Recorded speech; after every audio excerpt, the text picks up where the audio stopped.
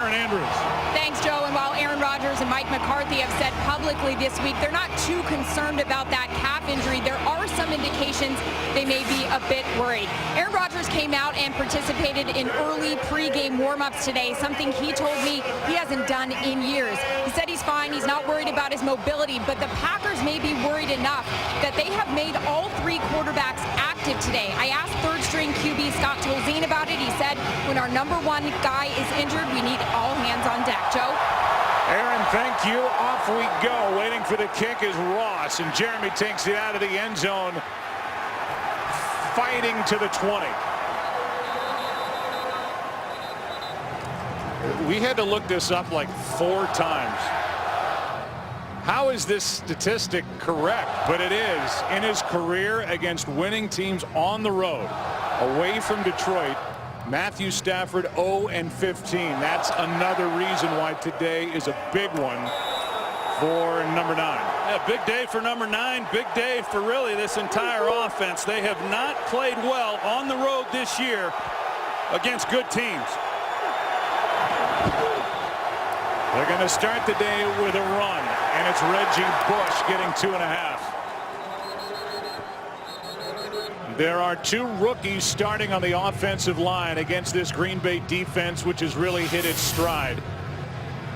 You see Travis Swanson, the far left. He's playing for the suspended Dominic Raiola, who was suspended for a stomp last week in Chicago. You saw the name Calvin Johnson. He is healthy and really has played well last 4 weeks.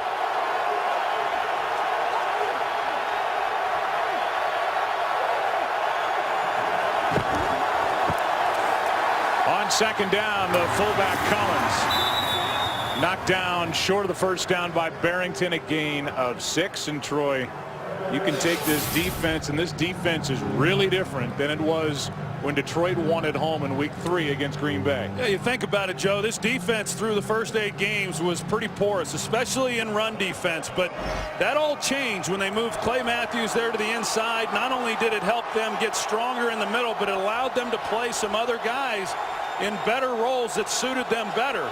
And they've become a much better defense here in the last 7 weeks of the season. 3rd down and 1.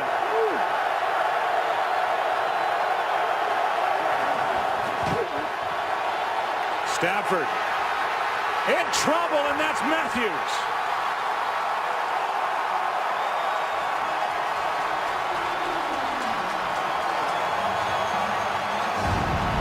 Well, good coverage there by the Green Bay Packers as Stafford gets out of the pocket to his left. Just nowhere to go with the football, but Stafford has to avoid this kind of hit. Just get the ball out, and Clay Matthews then would be unable to follow through with the contact.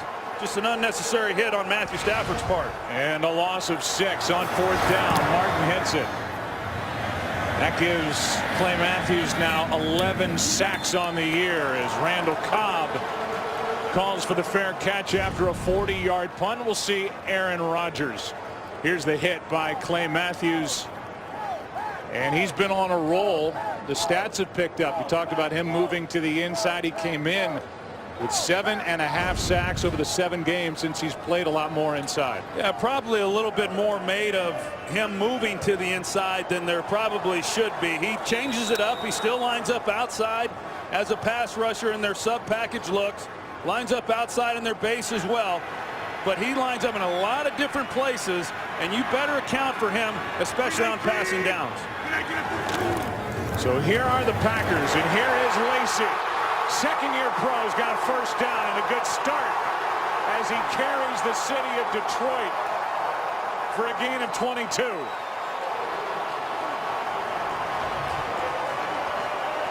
That's quite a hole in the middle. Right guard T.J. Lang, you see the kick out that he has, and then in the middle, Corey Linsley, the rookie, along with Josh Sitton.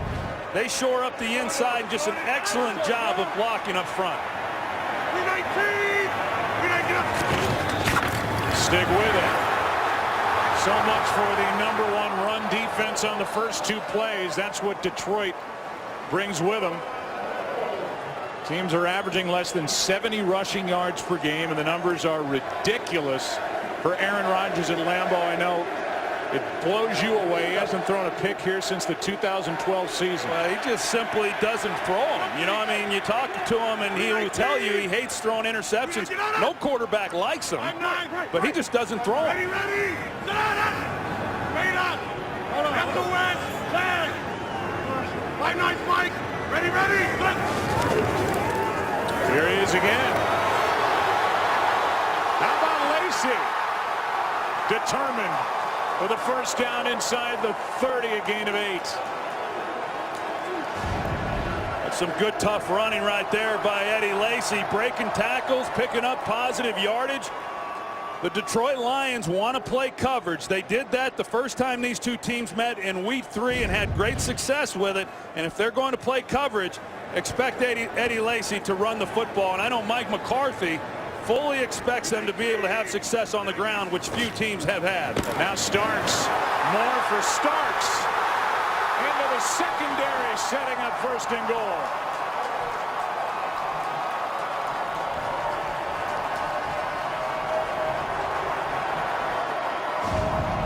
Here's those two safeties I told you about. They're back there helping out with the wide receivers. They're short a guy in the box.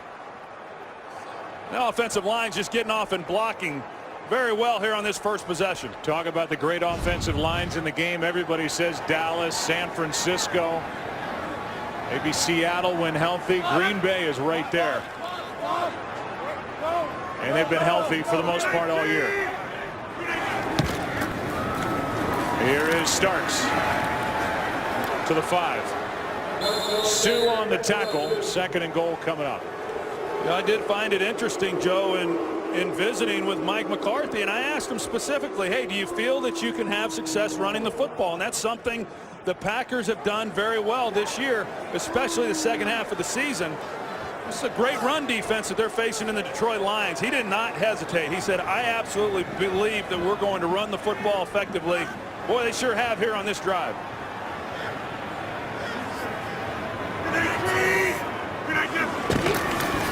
Another one for Lacey. And Lacey is just short of the 2. Third and goal. Sue made the stop. When you talk to Aaron Rodgers, the two guys that he will point out that they worry about defensively, obviously number 90 and the weak side linebacker DeAndre Levy. Third down. Easy. 16. Come on. 16. Later. 5-9 Mike. Ready, ready. Good. Rodgers out to his right. Incomplete, but a flag is thrown. Nelson, the intended target, covered by the safety, Ihedebo. There's Ihedebo right there. He's going to help out on Jordy Nelson as Nelson's trying to work the back line. You see the grab there with the right hand. Pass interference, number 32, defense. Foul occurred in the end zone. First down, the 1 yard line. So now first and goal. As Jordy Nelson was looking for his 14th receiving touchdown of the year. Well, not real good play there by James Ihedebo. These two safeties have been outstanding throughout the season. They were playing inside out on Jordy Nelson. Ihedebo takes him if he breaks to the inside, and yet Nelson was still able to beat him across his face, and it took a hold to try to keep him from scoring the touchdown, and the official caught it. Yes. 319. With Corliss in the backfield is Kuhn. And he got inside the 1, second and goal. John Kuhn, who is a Pro Bowler for the second time. And here in the second half, with the improvement in the run game for Green Bay, he's been a bigger part of the offense. Well, he's one of those guys. I mean, he's jack of all trades. He does everything very well. He runs the ball well. He catches the football. He blocks in pass protection. Aaron Rodgers talked about it and said, you know, we got to find ways to get him on the field because he is valuable and he is so good at everything that he does. And this is quite a statement right here by the Packers on this drive, going up against this #1 run defense in Detroit, and to have the success that they've had. 319. Rodgers to his right. intended target, 3rd and goal. Hedebo again on the coverage, and with a ball at the half-yard line, maybe just inside the 1, it's 3rd and goal. Now, this will be a heck of a stop here if they're able to hold Green Bay to just 3 points. I know Aaron Rodgers was frustrated with red zone offense last week. They've had problems with it at various times throughout the year, and he specifically pointed it out in our meeting with him and said we've got to score touchdowns when we get down this close to the goal line. Empty backfield, with the exception of number 12. Pass incomplete, and great work by this number 2 defense of Detroit, as they faced 6 goal-to-go snaps, and now they'll face another as the offense will stay out there on 4th down. Looked like Aaron Rodgers may have had a shot right away to Jared Boykin, but Mosley got him off of that. Looked like another hold that they might have been able to call. They're on Hedebo, and last week against Tampa, with a chance to make it a 2-possession game, he went for it on 4th down. They failed to make it. And Mike McCarthy going for it again here. I like it. 4 out of 9 on 4th down, and now with a play clock at 5, and Mike McCarthy out on the field begging for somebody to see him calling for a timeout. He gets it. You like the call? I'll tell you what, based on what I've seen in the early going here, Joe, I would take the 3 points.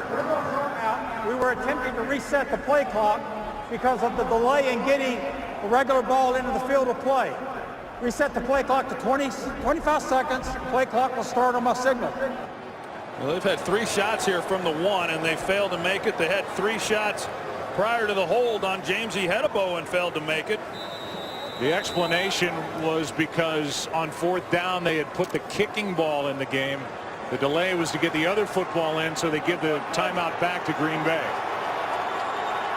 4th and goal. Lacy.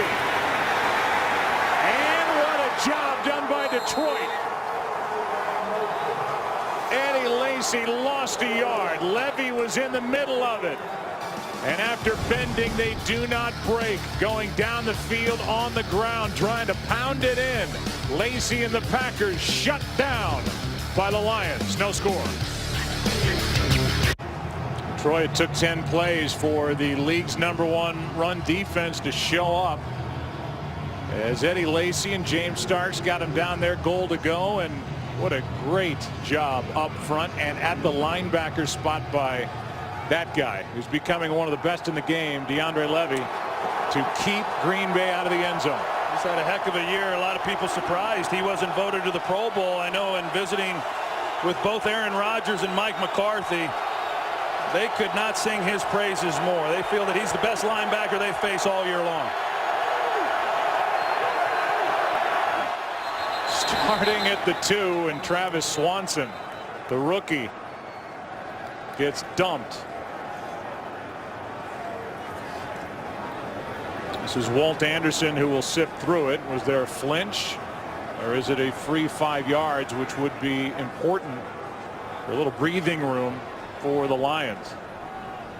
False start, number 45 of the offense.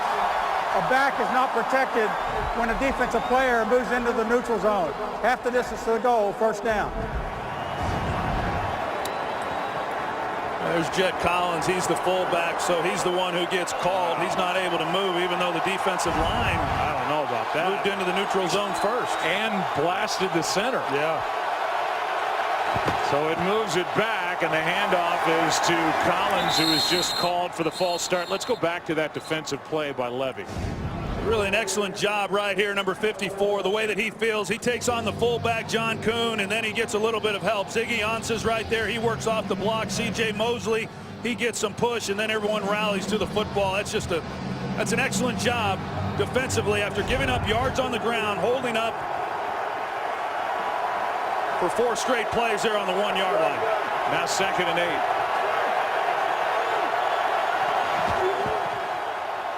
Handoff is to Bell, and Joique Bell has got a nice run out across the 12 with a 1st down to the 13. a gain of 9, and the ground game has been better the last few weeks. And Joyke Bell coming off a good game in Chicago. Yeah, he was. You know, for a guy that got suspended the first quarter last week against Chicago, he came back in and ran tough, and he's been the workhorse for this Lions offense all season long. That's a great job of being able to get the ball off the goal line and give yourself some breathing room.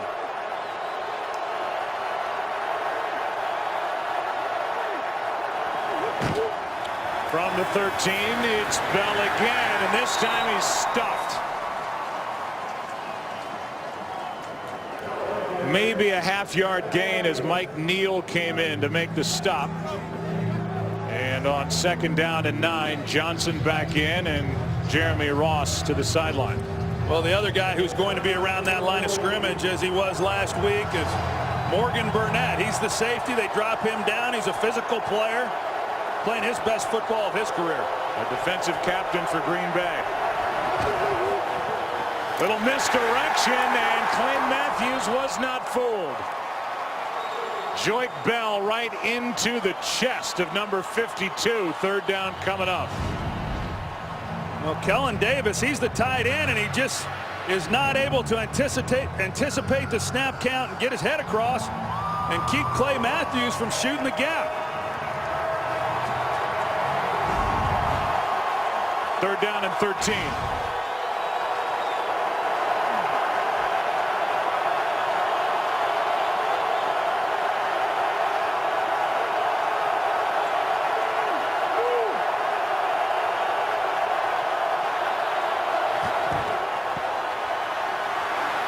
Down the sideline, pass is incomplete for Fuller. And after that initial 1st down on the carry by Bell, it's 4th down, and the Packers should end up with good field position yet again. Yeah, 4-man rush. They played coverage 3rd and long, and really just nowhere for Matthew Stafford to even try to fit one in. Basically just threw that one away. Micah Hyde has returned one for a touchdown this year, a 75-yarder. He's waiting for the punt from Sam Martin.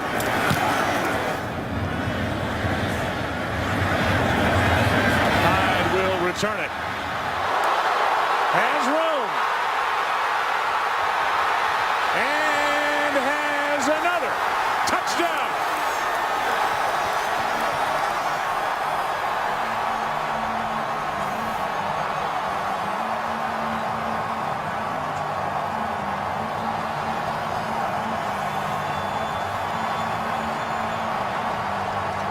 Well, you always talk about it, Joe. If you're going to be a great returner, you got to make one guy miss. Right there in the hole, Jed Collins is unblocked. He's got a chance to make a play. Micah Hyde makes that guy miss. He's able to get through it all the way for a touchdown. Outstanding job by special teams for the Green Bay Packers. Proud moment for Sean Slocum, the special teams coordinator for Green Bay. 2nd punt return for a touchdown for Micah Hyde. 75-yarder, now a 55-yarder. There's Sean. And for Detroit, they were beaten up on special teams last week in a tight victory in Chicago. And it's the special teams doing it for Green Bay. Micah Hyde with a Lambeau leap. And the Lions are down by 7 early. Aerial coverage provided by Nationwide as the Packers try to win their 4th straight divisional title. It was a Week 17 win last year with Aaron Rodgers coming back off the broken collarbone for the victory at Chicago to secure the division. Eventually a loss in the playoffs to San Francisco. And after the 55-yard punt return for the touchdown by Micah Hyde, Detroit about to get it back.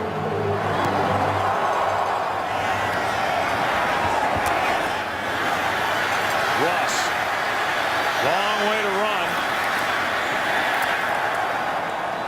To the 15, maybe the 16, a flag is down.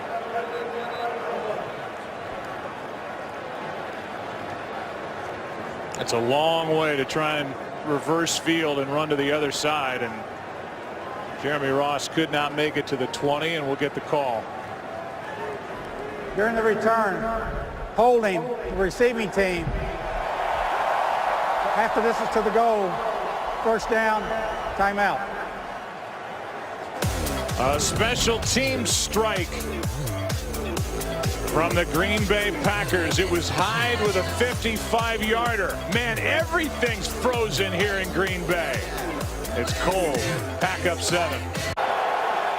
Lions offensively have sputtered the last 2 weeks. Last time they had it, the drive started at their own 2. This one at the 8.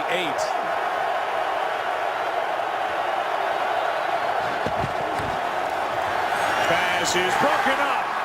Tramon Williams made the play on Calvin Johnson. 2nd and 10. Well, the Lions, I think they got the matchup they wanted. They split Reggie Bush all the way out. They got him then matched up on a linebacker, Sam Barrington, and it was a go route, and he ran right by him. And Stafford instead tried to get the ball into Calvin Johnson. Reggie Bush liked it when he saw how he was going to be covered, but for whatever reason, Stafford elected to go elsewhere.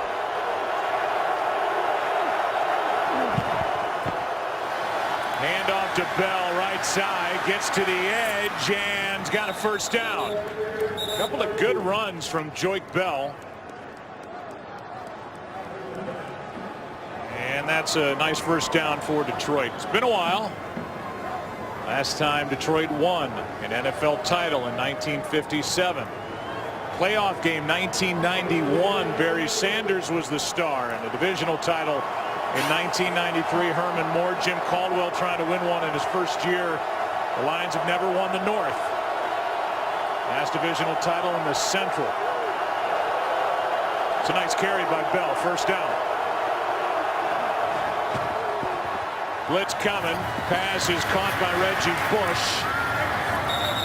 And around the neck was the right arm of Clay Matthews on Reggie. Gain of 7. You know, Joe, I asked Jim Caldwell if he had even approached the subject with the team about the fact that they haven't won in so many years, you know, here at Lambeau Field, and he said no, not one bit. He did say that throughout the year there's been a number of milestones or things that he's been told and this team's been told that they haven't done in quite some time, and one of those things was winning 11 ball games. You know, they haven't had many of those types of seasons in Detroit. And this is just another opportunity for this football team. 4th time they've won 11. Here is Bell, and a nice job by Burnett. You talked about the year he's had being voted a captain. He, along with Julius Peppers, prior to last week's game, it got headlines because Clay Matthews was not. But Burnett having his best year, and he's really been an anchor back there for Green Bay. Yeah, and they're using him in ways that Dom Capers, defensive coordinator, used Charles Woodson.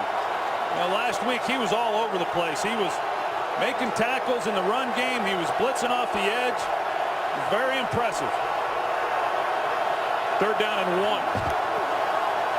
A roll out to the right, an easy throw, and a completion to Calvin Johnson for a first down. Covered by Tramon Williams, who is 31, Pro Bowler in 2010, a free agent to be, and he can still play. You mentioned Dom Capers. He gets some credit. You know, they've had to reshuffle the deck here with his defense.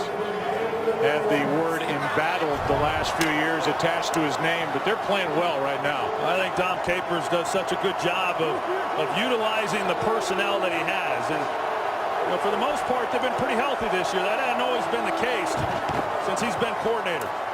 Play action, good block, pass caught for a first down by Golden Tate. A gain of 13 yards and a first down. Well, the Detroit Lions, they got the running game going a little bit. You go play action, it helps hold the linebackers underneath. You get free windows in as a quarterback to make these kinds of throws. And Golden Tate, what a year he has had. I've talked about it before, that with so many guys being banged up at the skill position, Calvin Johnson, Reggie Bush, Brandon Pettigrew, he's been the one constant, and he has played well. Good block by Ebron. Will help set up the pocket for Stafford on that completion to Tate. Ball came out of the right arm of Bell. And they're saying it stays with Detroit, which means that Joel Klatt, who is sitting there in the studio with a red light on, meaning we're going to give an update, is ready to go. Joel, take it away. That's right, Joe. The red light is on, and Cam Newton is on early as well. Pretty simple in the NFC South. Win, and you're the 4 seed, host a playoff game. Carolina's up 10. All right, well, we'll keep an eye on that. Quick snap here, and a flag is thrown. I think Detroit wanted to get a play away while we were in the update so that there wasn't going to be a challenge after that near fumble by Joik Bell. Let's take another look. This ball looked like it got knocked out clean. On the offensive team. 5-yard penalty. Still second down. And the question is, did Bell get back on top of it? They keep it with Detroit. That's why they got up there and ran a quick play. Yeah, see it, you know, as you see them get rushed, and I don't know why exactly they felt that they needed to do that, Joe. I thought the ball had come out as well. We showed that, in fact, it did. But it sure looked to me like Joik Bell was the one who came out of the pile with it, and I don't think there was going to be any kind of challenge. But by rushing it, they cost themselves some yardage. Yep, made it 2nd and 13.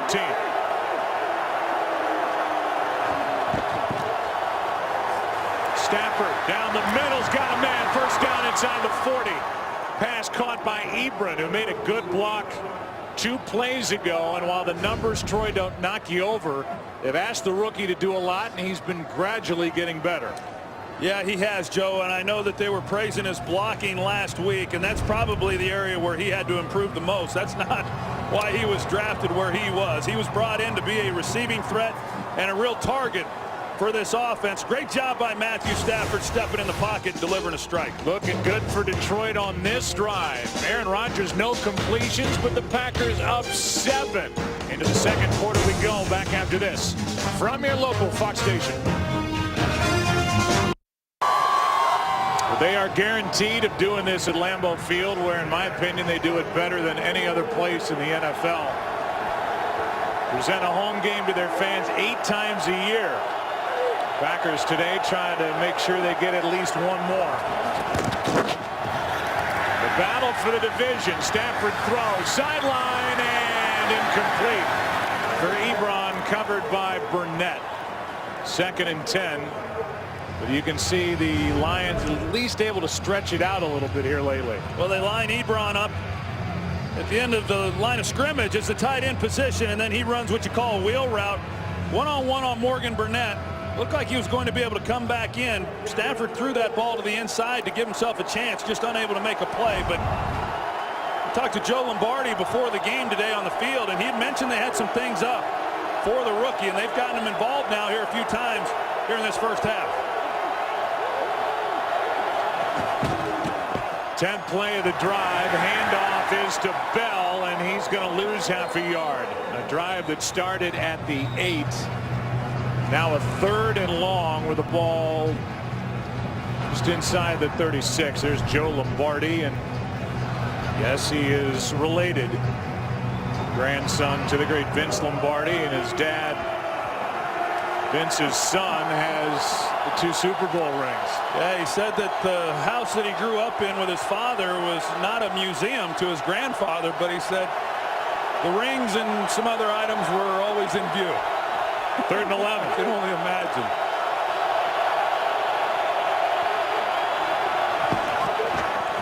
Four-man rush. Stafford in trouble. Able to get rid of it. Incomplete. And now with the ball outside the 35, as that one saw heavy pressure from Mike Daniels. We will see the punt team come on for the Lions on this cold day in Green Bay. Yeah, they run a stunt there in the middle, and they're able to free up Mike Daniels, and that's with a 4-man rush. So Packers able to play coverage and still get pressure on Stafford. Pass on a 55-yard field goal try. Prater, that would be within his range, but wind is blowing on this cold December day. Catch, and it's over the head of Randall Cobb, and it will check down just outside the 5. Good punt by Martin.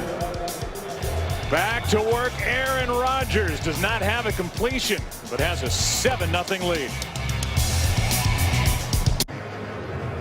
Some snowflakes start to fall here at Lambeau Field on this 26-degree late afternoon, early evening. First regular season start, over 100 regular season starts without a first quarter completion. It did happen once in the postseason last year against the 49ers.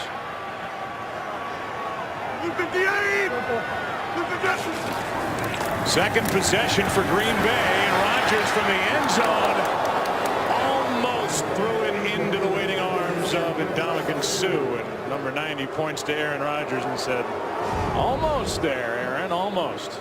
Well, they're able to get pressure right in the middle. You see there on Aaron Rodgers by Tahir Whitehead as he comes in the middle, and then Aaron just trying to get the ball out of his hands almost makes a costly mistake as he tries to feed the ball to Eddie Lacy with Ndamukong Suh. So right now the Lions are trying to mix up coverages and then get pressure on Rodgers. Here's Lacy, got off to that good start, first possession, but then the Lions defense clamped down near the end zone. This time he gets nothing, and it'll be 3rd and 10. Well, they did such a good job the last time these two teams met, controlling Eddie Lacy. Already in this game, he's ran for more yards than he did the entire game, and they're in week 3. And you're right, Joe, since the first few runs that he had, they've been able to tighten things up a little bit and keep him at bay. Eddie Lacy at the top of the screen. Cobb in the backfield.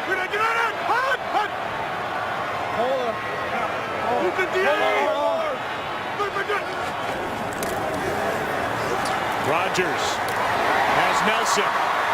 Jordy's got a first down. Had to shake a tackle. Went around to Hedebo and gets a fresh set of downs for Green Bay. The job Jordy Nelson does in making Hedebo miss a tackle. If Hedebo makes the play one-on-one on Nelson, then the Packers are punting. Quick pace, pass caught, tight end Rodgers. A flag is down. They went to the line of scrimmage, snapped it in a blink, and this is exactly what Aaron Rodgers told you would happen. 12 players from the defense. Penalty has declined. First down. They're going to up-tempo it at times to try and catch the Lions substituting and having too many men on the field. Aaron Rodgers very aware of what's happening on the sidelines with the Lions, the substitutions that they're trying to make. And Aaron sees it and immediately gets the ball snapped, and the Lions get caught with 12 men on the field. Yeah, and even if you don't get the 12 men on the field, you see all the confusion prior to the snap. Rodgers and the Packers offense so good at that. Lacy split out wide again. Handoff is to Cobb. How much do they love number 18 around Green Bay? Mike McCarthy specifically with the different ways they can use Randall Cobb. Well, he's such a weapon, and they began using that package more with him in the backfield against the New England Patriots. They've used it more and more as the weeks have gone on, and you just have a hard time matching up. That time they handed the ball to him, but even when he comes out of the backfield as a receiver. Now they hand it to Lacy, and Eddie Lacy is going to be a yard shy of a first down. Picked up 3. Fluellen on the tackle for Detroit, and the Packers going to hurry it up again.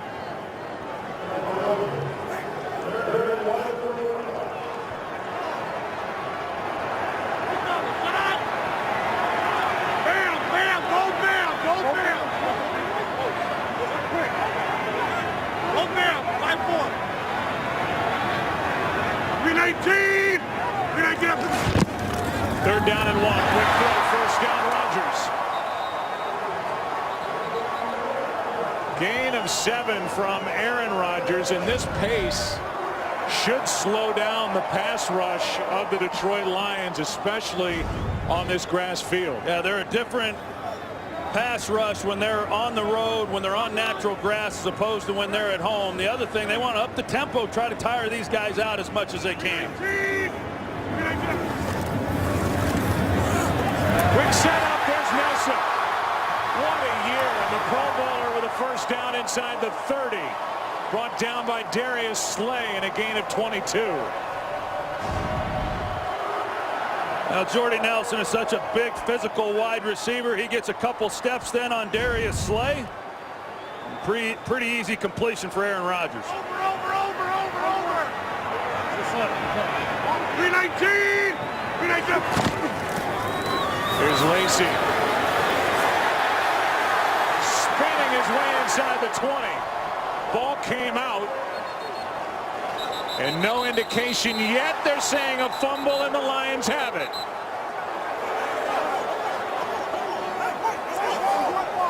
Eddie Lacy spinning his way down inside the 20. It was knocked out, and even though Richard Rodgers comes out of there with a football, the indication was the Lions have it. Hedebo knocks it out. The ball is out. And now the officials are going to get together as you see Johnson come in and get on top of it initially. But they may talk about this, change the call, but I think the initial call looked to be right. Well, if you review that, Joe, then it looks to me like clear recovery by the Detroit Lions. There are a lot of things happening at the bottom of those piles, but it sure looked to me like the Lions recovered the football. Rolling on the field is a fumble, was recovered by Detroit, down by contact on the ground, first down. That's a good call. But they will look at it, obviously, because it's a turnover play, knocked out by a Hedebo. And then George Johnson on top of it. Good work by the Lions D, down 7. Hedebo knocked it out. Second time that Eddie Lacy has lost a fumble this season, both against the Lions. Yeah, that one he lost in the first matchup was returned for a touchdown. So a big stop defensively by the Detroit Lions. Here's Reggie Bush. Turns on the Jets, and he's got a first down as he crosses the 30. Brought down by Sam Barrington. Ring in the new year on Fox Sports 1 as we bring you a marathon of Big East basketball featuring all 10 teams back to back. It all begins at 11:30 a.m. Eastern and goes all the way to midnight. Only on Fox Sports 1 and streaming live on Fox Sports Go. It's been a perfectly balanced attack, but down by 7 for the Lions.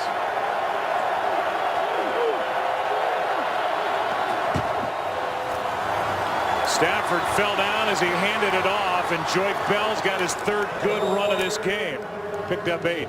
Well, you think about it, Joe, the success that the Packers have had here at Lambeau this year and the big plays that they've been able to create and how explosive they've been in putting up points.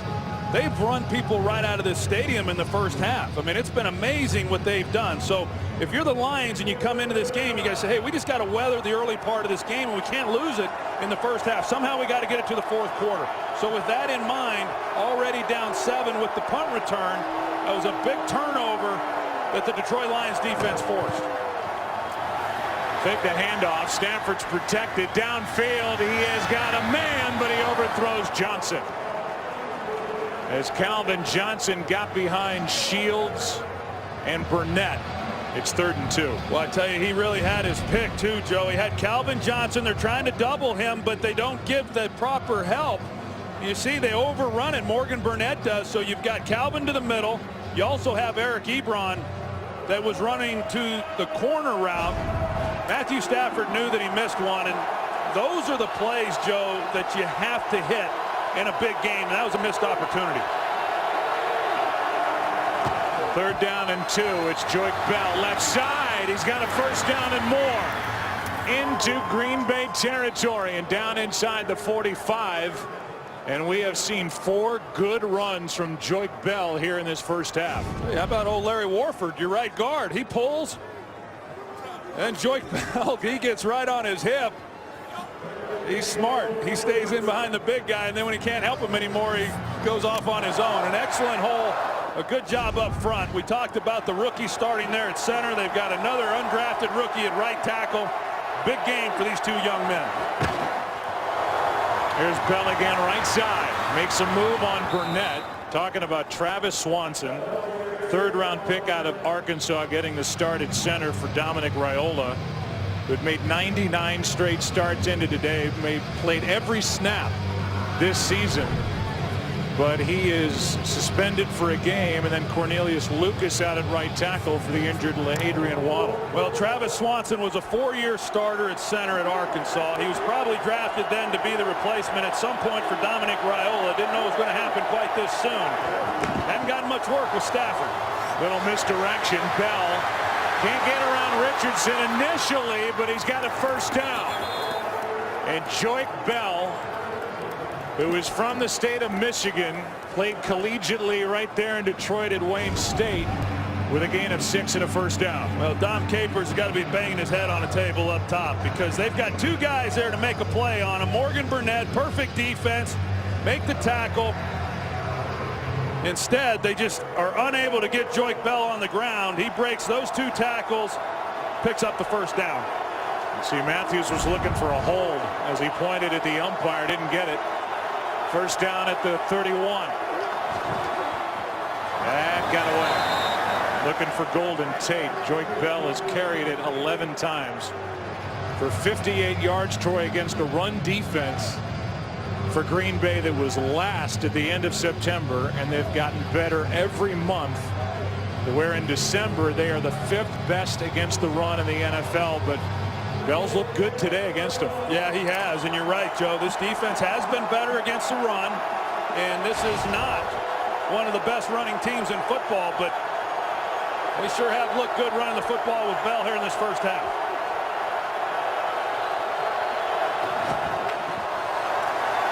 Stafford, pass broken up. That's for the tight end, and Ebron could not hang on as he was hit by Burnett. Now 3rd down and 10, and right now the Lions are in an interesting spot on the field on this cold, blustery day. The ball is at the 31, so you're looking at just under a 50-yard field goal, 49 yards. It's a big play just to get a little chunk if you don't get the first down. Yeah, you got to make a decision if they don't get any more yards here. If Ebron picks up that catch, that's a first down for the Lions.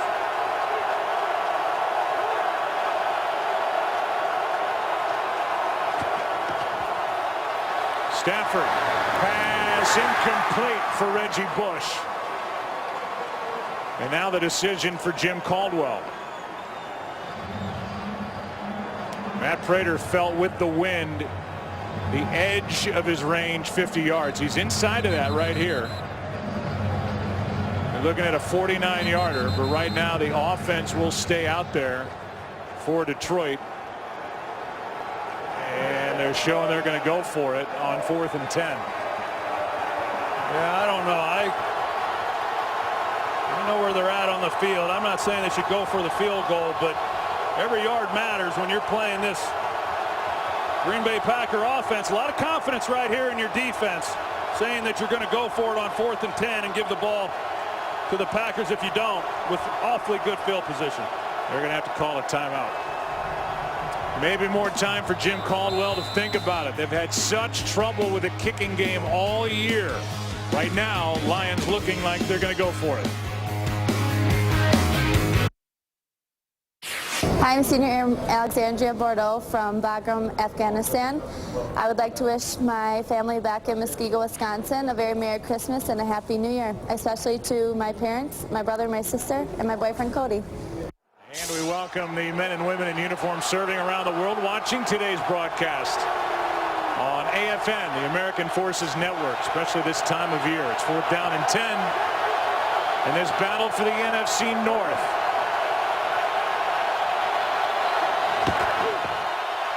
A blitz. Pass is way too high as that got away from Stafford, and he had Golden Tate open. What happened there? Yeah, and then you got Larry Warford, the right guard, who's down, but he missed too many throws on this possession, Joe. Tate was open, and the ball just sailed. Packers take over up 7. Larry Warford got stepped on. He was able to limp off, so they look at him on the sideline. Meanwhile, Matthew Stafford has thrown 7 straight incompletions, had a chance on that 4th down, but the ball just took off. And unable to take advantage of just the 12th Green Bay giveaway all year, fewest in the NFL. That fumble by Lacey, and the Packers get it back. Starting at the 31, here's Eddie Lacy. Boy, he looks fresh. At the end of a long season, the second-year pro out of Alabama picks up 10. Well, I guarantee you, after putting the ball on the ground, he wanted the ball back in his hands just as soon as possible. Does an excellent job of getting on the edge. George Johnson unable to contain him. And a nice gain for the Green Bay Packers. You look at this game, Joe, if the Lions are going to win this game, you got to be good. You got to be almost perfect in so many areas. They've given up a punt return, and then they've missed too many throws when they've had open guys. Here's Lacy bouncing around. And Eddie Lacy is going to be marked down at the 44, a gain of 2. This is only the 3rd time the Packer offense has been on the field. First time they turned it over on downs, going for it on 4th and goal. Good stop by Detroit, and then a fumble the last time they had it, 2nd and 8.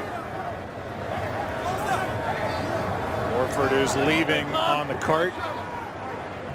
Flag 94. So another injury on the offensive line for the Lions. 319. Lacy. A couple yards shy of a first down, brought down by Mosley, picked up 5. And that hurry up approach by Green Bay. Joe, you know, you talked about this offensive line, and they are certainly one of the best in all of football, and hit on a number of these guys in the middle rounds. Brian Bulaga, the right tackle, the only high draft pick, 1st round pick. Everybody else 4th and 5th rounders, including the rookie center. But they are doing a job right now running the football against this #1 run defense of the Lions.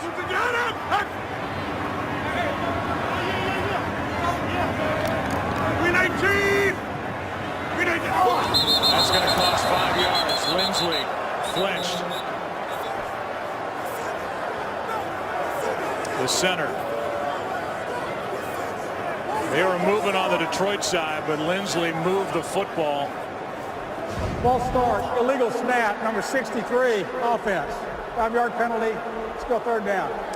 Meanwhile, you look at the approach here by Mike McCarthy, who said he wasn't going to change the game plan because of the strained left calf of Aaron Rodgers. Not to say that he's protecting Aaron Rodgers, but on this cold day with the field torn up, this is a much different looking attack than we're used to seeing. Well, I do think, having played, you know, with a torn calf muscle, you're able to protect it a little bit as a quarterback. You know when you can get outside the pocket, how much you can push yourself.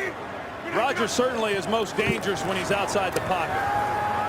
On 3rd down, a first down. Just tiptoeing his way inside the 45. Not able to really turn it loose, but protecting that calf.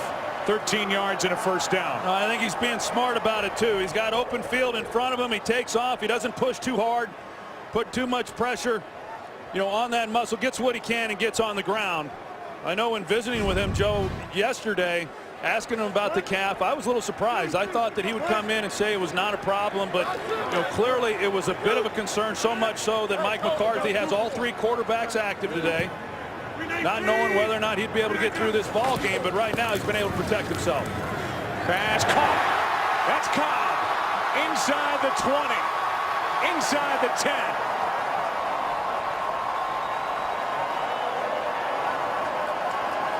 And even more of a limp from Aaron Rodgers downfield after the 34-yard completion. Well, good route by Randall Cobb in the middle. Great protection up front.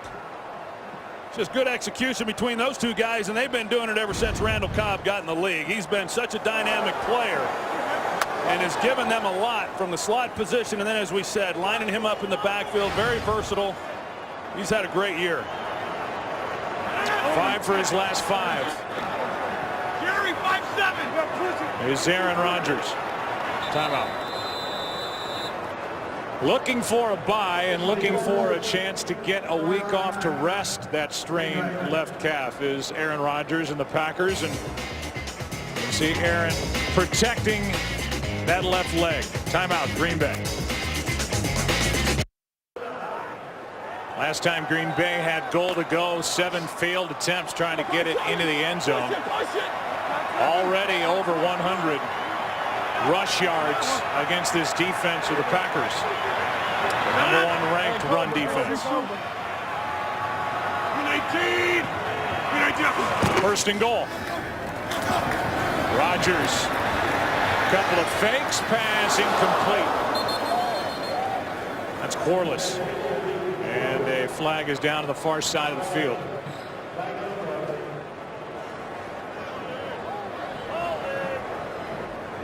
Prior to the pass, holding number 27, defense. After this is to the goal, automatic first down. It's on Glover Quinn. Glover Quinn grabs Randall Cobb right there, which was really unnecessary too. He just got a drive on him, but Aaron Rodgers was off of Cobb by that time. So a few penalties now we've seen from the safety. We talked about it. That's been one of the real strengths of this secondary, and a couple playmakers back there, but they've had some costly penalties in this game.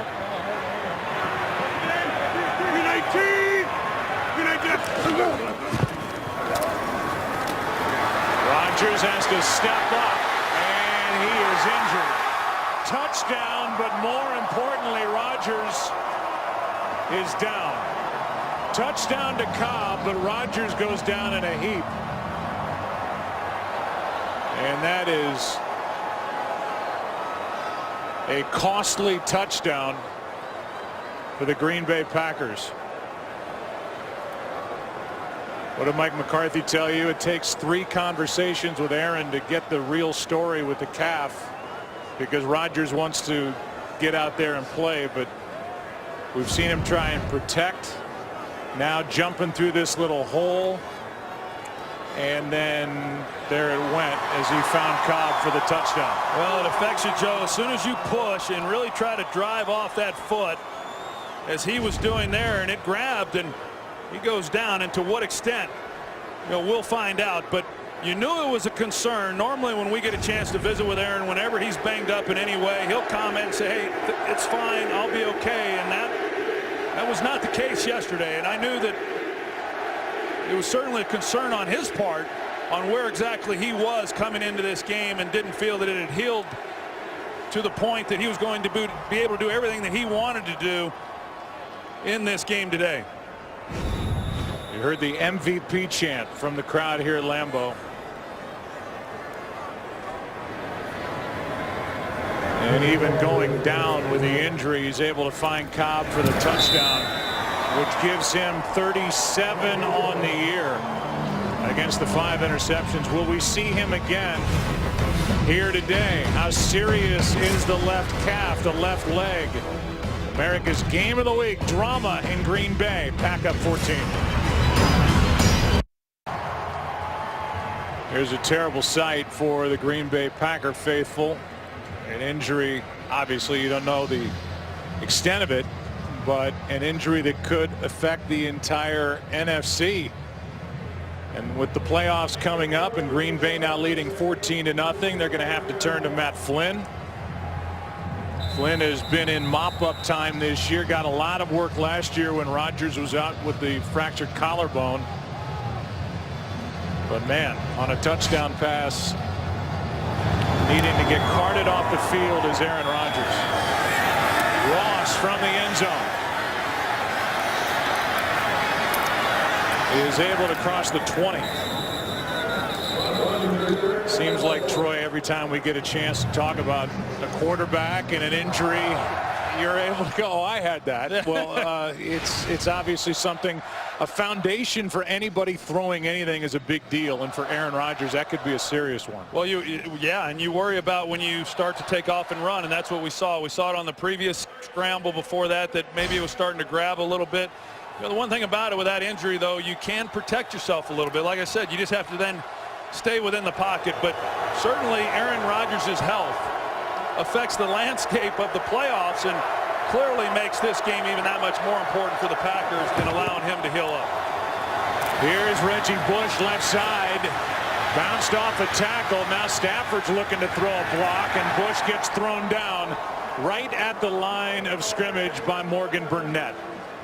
We're at the 2-minute warning. The good news for the Green Bay Packers in this battle for the NFC North is they lead 14-0. But getting there, they've lost their quarterback, Aaron Rodgers. 2 minutes left, first half. It was a game at the end of the 2011 season when Matthew Stafford in a matchup against Matt Flynn. last game of the year, threw for 520 yards here at Lambeau Field in a losing effort. Here's one behind Reggie Bush, and in the way was one of the officials. That was the reaction from Reggie. It's 3rd down and 10, but to go back to what you said, Troy, at the beginning of this game, maybe more than any all season, maybe more than ever for Matthew Stafford, this one is on him to win for the Detroit Lions. Yeah, and to do that, Joe, you've got to complete those passes. You got to complete the pass to Calvin Johnson when you have a chance for a big play. You got to complete the 4th down pass to Golden Tate when he's open. You can't miss the easy throws because you don't know how many times you're going to get them. Here's a screen for Reggie Bush, and Bush is going to be brought down right at the marker. Depends on the spot. And it's a 1st down. That was all Reggie Bush. Caught it well short of the marker and then took it forward with 1:34 and counting, 2 timeouts left. Lions needing points. Pass is to Ebron. And the tight end with a 1st down just shy of midfield at the 49. A gain of 16. Well, Eric Ebron, he's been getting some good releases off the ball. He's been creating some separation with some places to go with the football. That was a nice job. Pass is caught. That's Tate. And Golden Tate spinning his way inside the 35. And we'll see if Detroit wants to take a timeout. They will not with under a minute to go. Clock winding. Yeah, I like the fact that they're not calling timeout. They got the defense on the ropes. Keep it going. There's still plenty of time. And there's no need for them to try to have to stop the clock now. Pass is short. Meanwhile, what we've seen is this one was intended for Calvin Johnson. We'll go back to the completion to Golden Tate. And we have seen some snaps from this rookie center, Travis Swanson, that have come back a little wide and with a lot of heat on it, and it's a small part. And watch Stafford avoid something catastrophic. The hit by Daniels, but Stafford's working with a new center. There's enough things going through Stafford's head besides having to worry about where the ball's going to be in shotgun. 2nd and 10. Out of the backfield is Reddick. Good play out on the edge by Hayward. And now a timeout is taken by Detroit. A loss of 3 with 3rd down coming up. And with that, we will step aside and check in with Kurt Menefee for a sneak preview. Coming up on the Visa halftime, just one more playoff spot left as the Panthers and Falcons battle it out for the NFC South crown. The Ravens grab the last spot in the AFC, and the Tampa Bay Buccaneers are on the clock officially. They've got the top pick in the 2015 draft. We'll break it down at halftime. Tampa Bay almost blew it. They were leading the majority of that game against New Orleans, but they will get the top pick in the upcoming draft. What's at stake? The NFC North and a 1st-round bye. Loser plays the wild card game next weekend. As it stacks up right now, if things fall the way they should, it would be the loser of this game at Dallas.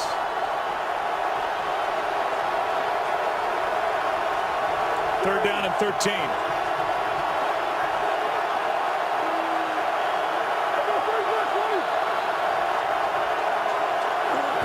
Blitz. Stafford, ball tipped, incomplete, flag is down.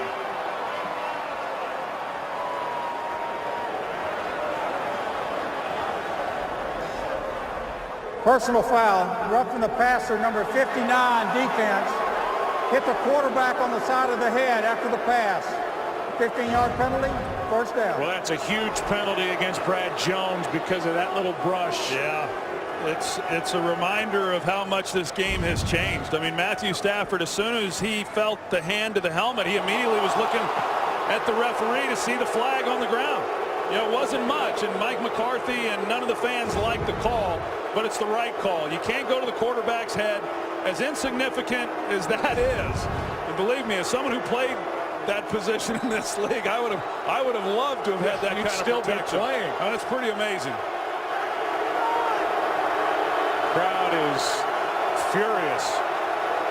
First down at the 20. Pass, end zone, touchdown, Calvin Johnson. Stafford and Megatron get the Lions right back in this game. I've talked about how Stafford has missed some throws. Well, this one is an absolute strike. Got Calvin Johnson in the slot. He's going to the seam, and he's got to deliver the perfect ball, get it in front before Morgan Burnett's able to drive on it to break it up. And Stafford lays it in there beautifully. And so the penalty on Brad Jones allows the Detroit Lions to come away with a touchdown here before the end of this first half. Before that penalty, the Lions were looking at either a 53-yard try or going for it again on fourth down. And with a slap to the helmet by Brad Jones on Matthew Stafford. And a first down snap at the 20, a touchdown pass to Calvin Johnson, only his second catch of the game, a big one. That's a big one, the penalty that set it up, and it's a 7-point game in Green Bay. Calvin Johnson has been heating up as his ankle has gotten more and more healthy. 460 receiving yards over the last 4 games. Third best total in the NFL, only his second catch. But the 20-yarder makes it a 7-point game, and it comes after the Brad Jones personal foul on the hit to the helmet of Matthew Stafford. And as you said, Stafford threw a beauty into Calvin Johnson for the first points for Detroit. However it happened, you know, the Lions were able to come away with a touchdown. That's huge as they go into this halftime. But Calvin Johnson, a guy who constantly is having to battle through nagging injuries, is limited during the week in practice. He and Stafford don't get a whole lot of time together, but an excellent job finishing off that drive with a touchdown. Martin drives it into the back of the end zone. The big story of this first half, though, is this: the touchdown pass to Cobb. But what they're saying right now officially is the return questionable for Aaron Rodgers. He came in with a strain to that left calf. The Packers played in the heat in Tampa Bay last week. He had a couple of pulled muscles, none bigger than the one suffered by Aaron Rodgers, who played the majority with it that game. Here's Matt Flynn. But now here on a cold day with that muscle, I'm sure, tight, he has re-aggravated it, re-pulled it, whatever. He's in the locker room getting looked at, and here is Matt Flynn. Packers will be conservative. Starks will carry it. And that will do it for half number 1 here at Lambeau in this battle for the NFC North. And a battle that has taken on a much different complexion with the injury to Aaron Rodgers. Guys are standing by. It's the Visa halftime coming up right now as we step aside on America's Game of the Week. Be smart, play fast, play physical. We control our destiny.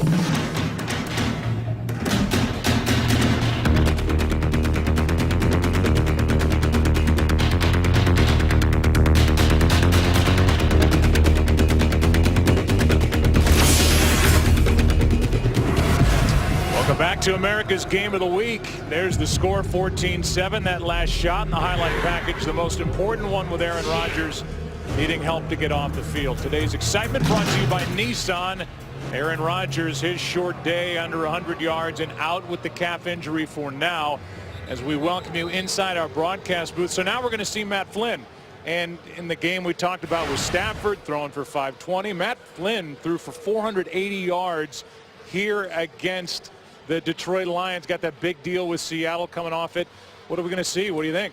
Well, I think that with Aaron Rodgers down, this is about as good as you could hope for the Green Bay Packers. This is a quarterback that they're certainly very familiar with. He's comfortable within this offense. Hasn't played a lot this year, but he played quite a bit last year in place of Aaron Rodgers. He's had success. He's won games. So I expect him to be able to come out and still execute the game plan. Don't really think much is going to change in terms of what Mike McCarthy wants to do offensively in this game. Yeah, it's going to be interesting to see, talking about that game, week 17 of the 2011 season. We have that matchup again. Flynn for Green Bay and Stafford for Detroit. Again, Stafford put up 520 in the losing effort. Flynn threw for 480. Which was a team record that Aaron Rodgers has since tied, and now Matt Flynn is going to be the guy in charge trying to win this division with a victory here today over Detroit for Green Bay. Yeah, and a big 7 points by Detroit to end this first half. Of course, the penalty again on Brad Jones, and everyone will be talking about that one, but Matthew Stafford came through, delivered the strike to Calvin Johnson, and they got a 7-point ball game. That's Micah Hyde. He already has a highlight in this game with a 55-yard punt return for a touchdown before we see the first play from scrimmage down to Aaron Andrews. Joe, I'm turning around because I thought I heard the crowd cheering for Aaron Rodgers, but I just talked to Mike McCarthy coming out of the locker room. He said he doesn't know if Rodgers is going to be able to return. Right now, he's with the athletic training staff, and they're trying to work on that strained left calf. He said he spoke with Aaron. They both want him to get back out here, but it will be a medical decision if he can return today, Joe. So now it's Matt Flynn. Thank you, Aaron. And again, it's on the line, not just the division title, but a bye next week. And a chance for a guy like Rodgers to take a break. Here's Cobb out of the backfield, and he gets popped. Ansah was there. Sue was there. Levy was there. No gain. To hear Whitehead, the middle linebacker, that was well played up front. That's what the Lions have done for the most part all year. It looked initially like there was a crease for Randall Cobb, but it closed up in a hurry. I like Randall Cobb from the backfield running routes. You know, he creates so many mismatches from that position. Running the football for a guy his size amongst those big guys, I'd be a little careful about that. Play action from Flynn. He's got Lacey, and Lacey draws a crowd. A couple of big hits as he crossed over the 25, picked up 6. Whitehead on the tackle. And Aaron Rodgers is 3rd and 4 from the 26. in the tunnel, stretching it out. Well, I'll tell you, that's a good sign, though, right there, that he's able to get up on his toes, because that's what really stresses then the calf, and the fact that he's able to do that, to me, is a really good sign. 3rd down and 4.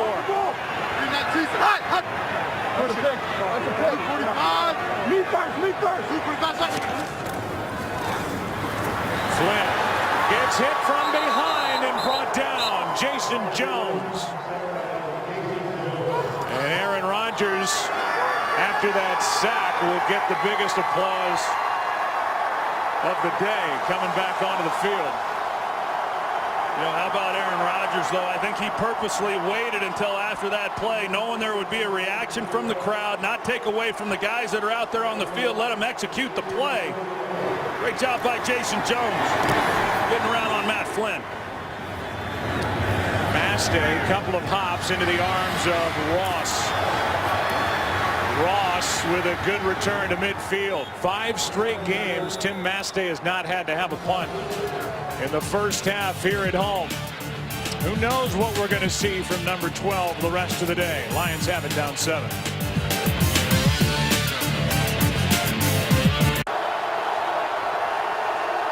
Windy mid-20s evening now at Lambeau as the Lions take over at their own 49 down 7.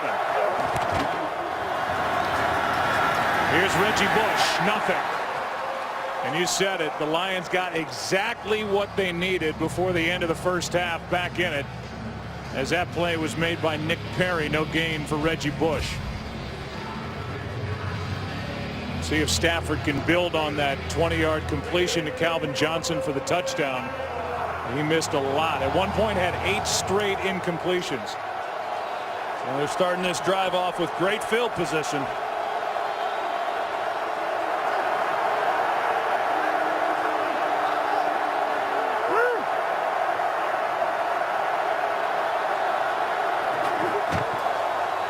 Blitz, Stafford too low for Ebron. And pressure by Barrington. Right up the middle and in the face of Matthew Stafford. Yeah, nobody counts for Sam Barrington, so he's able to come right in the middle, and Matthew Stafford has to get the ball out of his hands much sooner than he wanted to. Man coverage in behind it. He had a good route, had a guy open, but just unable to wait on him.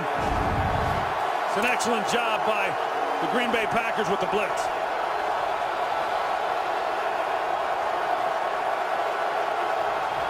Third down and 10.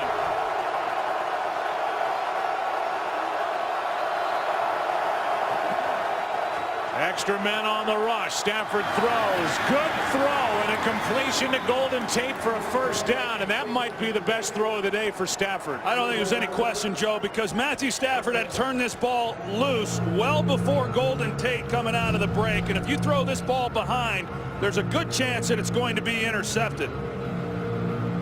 That's a great job of putting it out in front.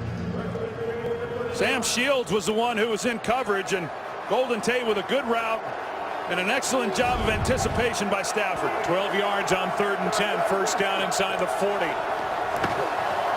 Here's Bell. Left side. And Joyke Bell picks up a couple. We saw that conversation between head coach Mike McCarthy and quarterback Aaron Rodgers. And it continues with others on the sideline as Aaron, I'm sure they're just begging him for an honest assessment of his left calf. But just the fact that he's back out here means that there's a chance we're going to see him. Yeah, you saw him right there. He wants to warm up. Every indication watching him from the tunnel when he was trying to stretch it out, coming over here to the sidelines, talking with Mike McCarthy. I'd be shocked if he's not on the field when the Packers have the ball next. On 2nd and 8, Reggie Bush broke one tackle, picks up 2. Mike Neal on the stop, and another 3rd down coming up for Detroit. Well, that's that inside pressure that we've seen so much of, in recent games as this run defense has continued to get better. The guys in the middle, the big guys, have been able to dominate the line of scrimmage, and the linebackers have been able to hit it, and that's why they've been effective. But the Lions overall today, they've run the ball well. The numbers on 3rd down passing for Stafford, they may be in 2-down territory right here. Setting up a screen. They've got Reggie Bush to the sideline, knocked out short of it. And then into the heater. A good play by Casey Hayward to stop Reggie Bush short of the first down. And now on 4th down, the offense will stay out on the field and they'll go for it again. Well, there's a grab right there by Reggie Bush. Could have called that on him with the face mask against Casey Hayward, and 4th and 1. Pass on a 48-yard try, and Stafford dives for it. Did he get it?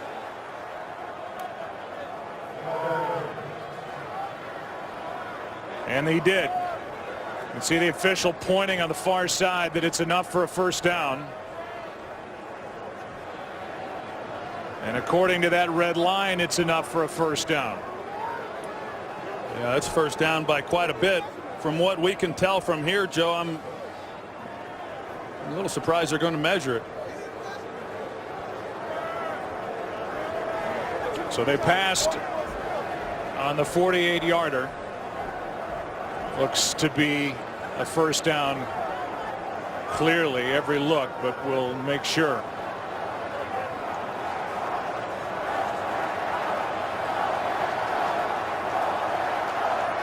First down, Lions, as they convert on 4th down. And the total yards now even. Well, this Lions offense, they're starting to get a little confidence now. The way they ended that first half, they get this possession here. They've got great field position. They've converted on a 3rd down, converted on a 4th down. See how they finish off this drive.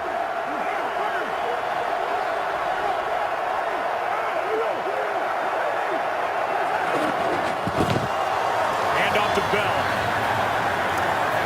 and the Packers blitzed right into that run.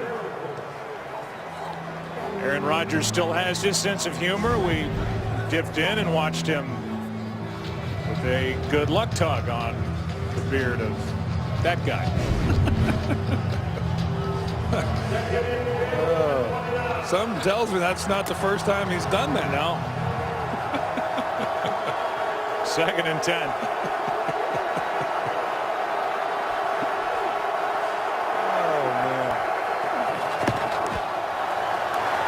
Stafford has Johnson for a first down.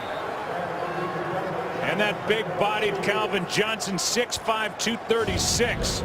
Good for 12. Yeah, that's nice for a quarterback when you've got a guy that kind of size and you're able to just kind of get it in the area code. He's going to be able to make a play. You know, Calvin Johnson over the middle at that size, and you see such a big target. It's a real luxury for Matthew Stafford. Thought maybe last week Johnson had re-aggravated that ankle injury in Chicago. He looks to be all right now. First down for the Lions. Pass is caught by Ross. He's got another first down inside the 5. Jeremy Ross in this big crowd of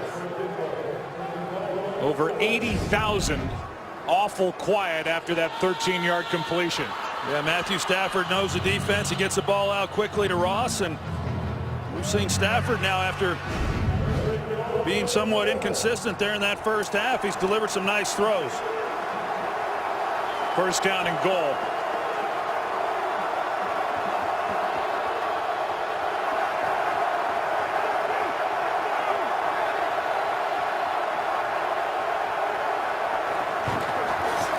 Stafford floats it. Johnson back in the end zone. Touchdown. That's his 2nd of the game. And if Prater hits the extra point, this game is tied. Well, Matthew Stafford lays this perfectly over Tramon Williams' head. And Calvin Johnson, initially in real time, I wasn't sure if he got that left foot down, but he certainly did. The right foot was down at the catch, and then he drug the left foot in for the touchdown. 4-yard touchdown. Beautiful throw from Stafford. It was survived the early wildness. Both touchdowns to Calvin Johnson, and this to tie it from Prater.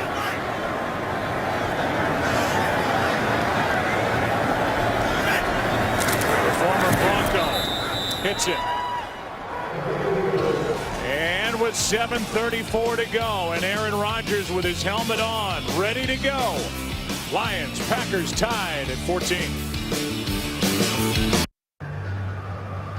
There's the drive, an 11-play drive.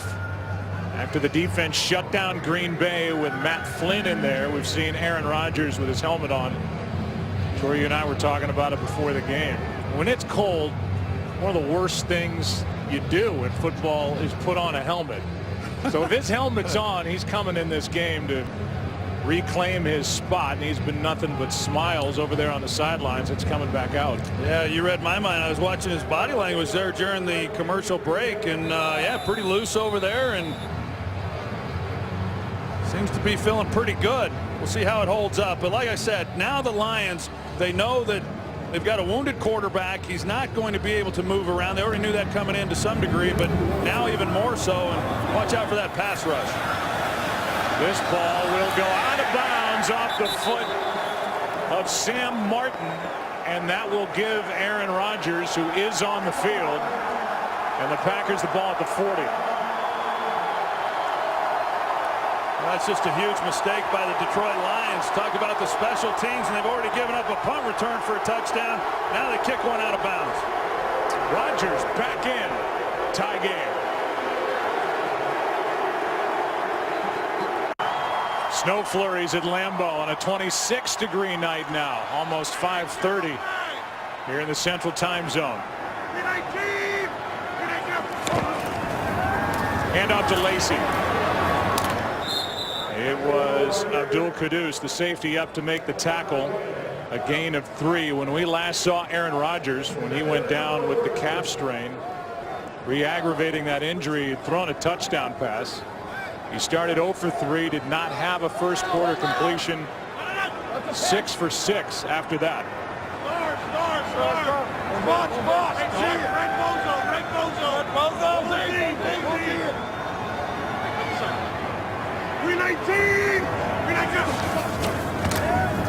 Toss to Lacey. Lacey fighting to about a yard and a half shy of a first down, gain 6. And here's the injury as Aaron Rodgers re-aggravated that calf. Well, and as I said, Joe, that's what he's now going to have to be really careful of if he tries to escape the pocket. I just don't think he's really going to be able to do that. That's going to allow Detroit to come after him. But Eddie Lacy, he's getting some tough yards.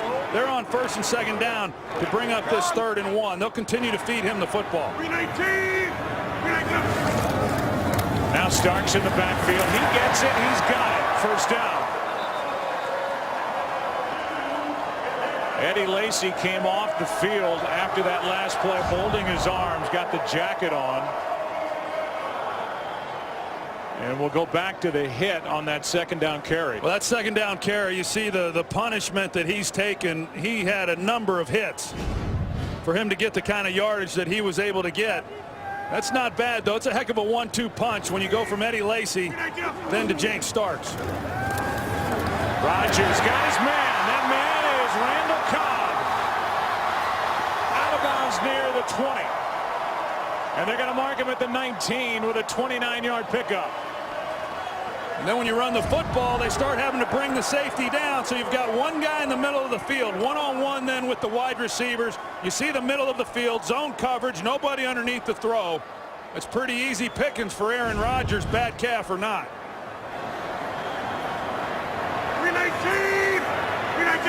Inside the red zone, handoff is to John Kuhn, who they love here at Lambeau.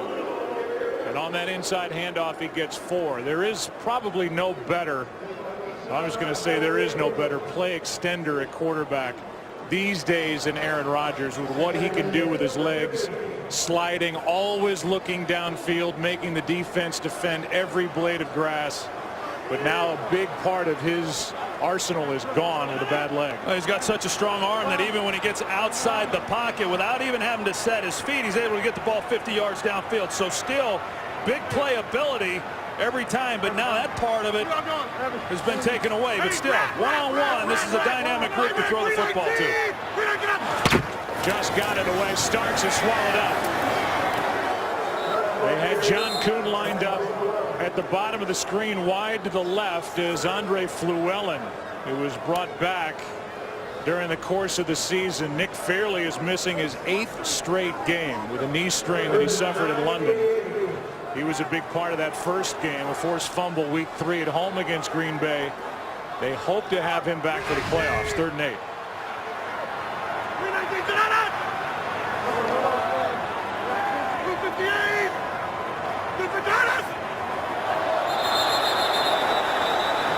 That was out on the right side of the offense. Jason Jones coming across. Bulaga out at right tackle. It looked to me, Joe, like Jason Jones. Neutral zone infraction number 91. Defense. 5-yard penalty. Still 3rd down. It's a really good job of using the hard count by Aaron Rodgers. He gets Jason Jones to jump. Some of the things you're able to do when you're playing at home. Both teams have already qualified for the playoffs. Winner likely a number 2 seed at worst. Loser a number 6, which is what the Packers were when they won it. Super Bowl 45. Rodgers sets up, throws, got him. Touchdown, Cobb.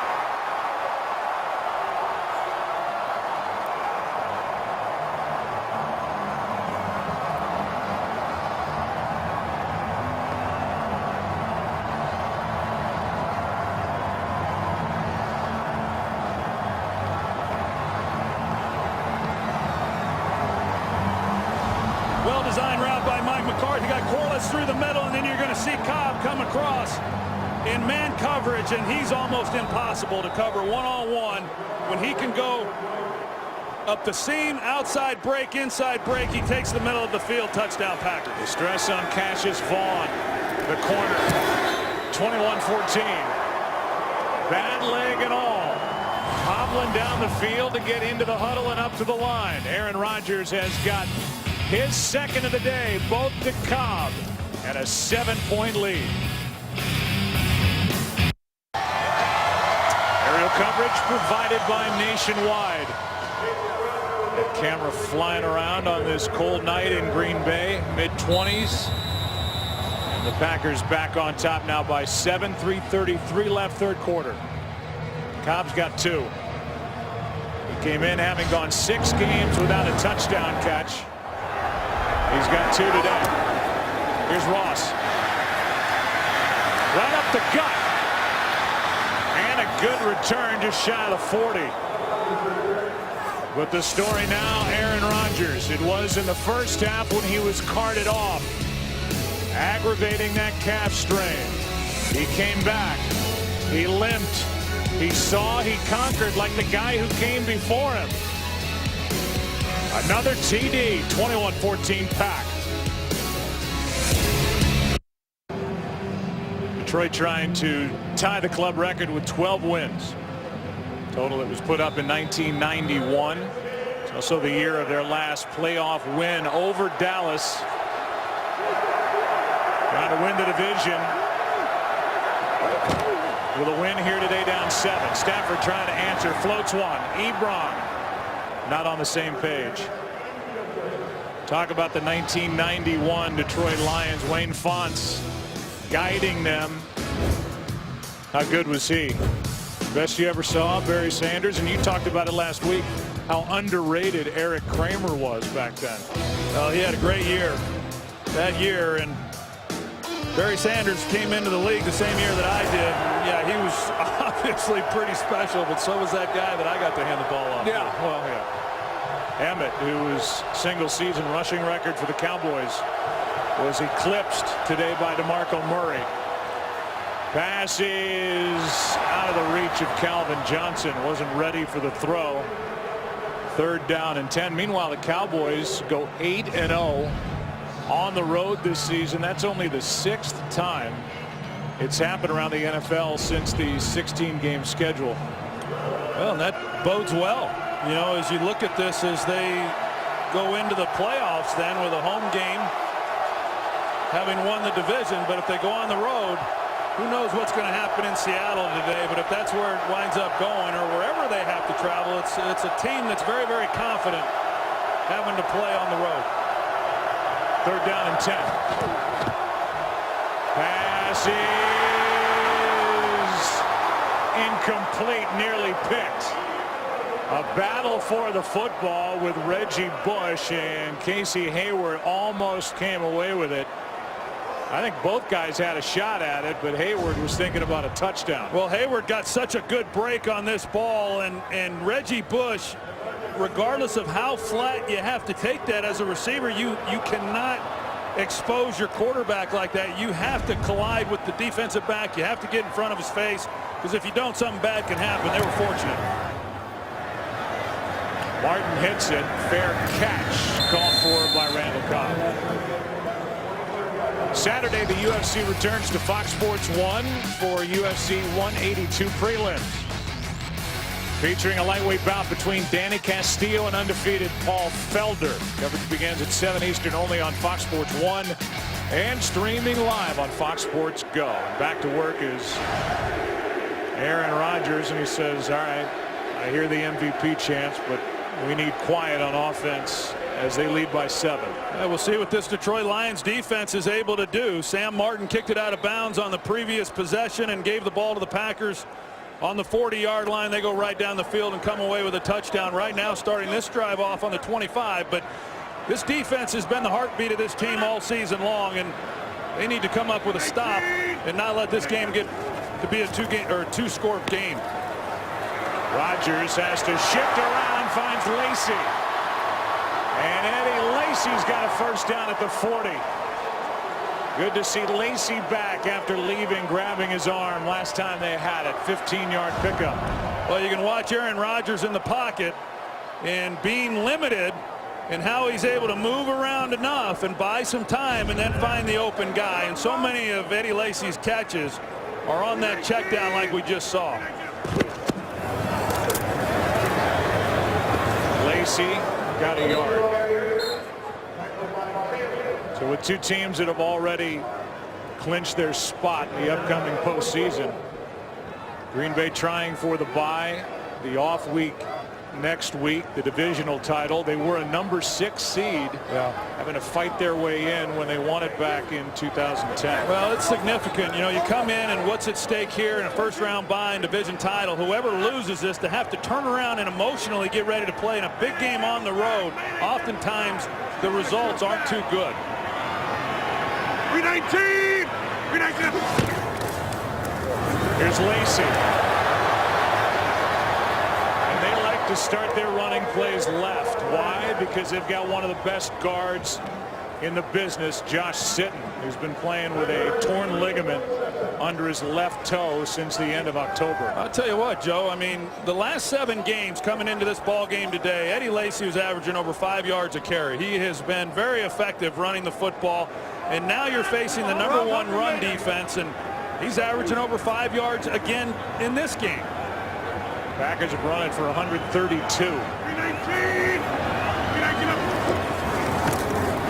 Rodgers drops it off. Lacey's got a chance to roll. That is going to be a fumble. Rolling, he got hit. It's picked up and returned by Mathis. It was knocked out by Levy.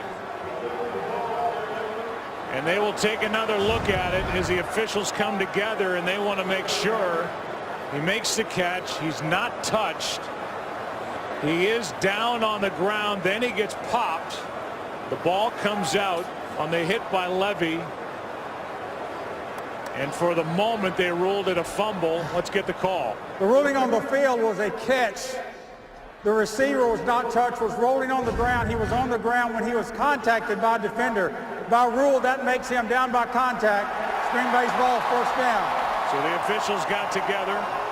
We checked in with Mike Pereira. He says that's the right call. And with that one singular motion, down by contact, because he's already on the ground, then he's touched, there's no fumble. That was the right call, and you see Aaron Rodgers is, I mean, had they have been able to complete that pass with Eddie Lacy on his feet, now it's being challenged. He's going to lose that challenge. There was nobody out in front of Eddie Lacy. He might still be running.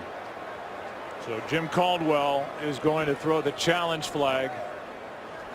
He said we've already checked in with Mike Pereira. He thinks that's the right call.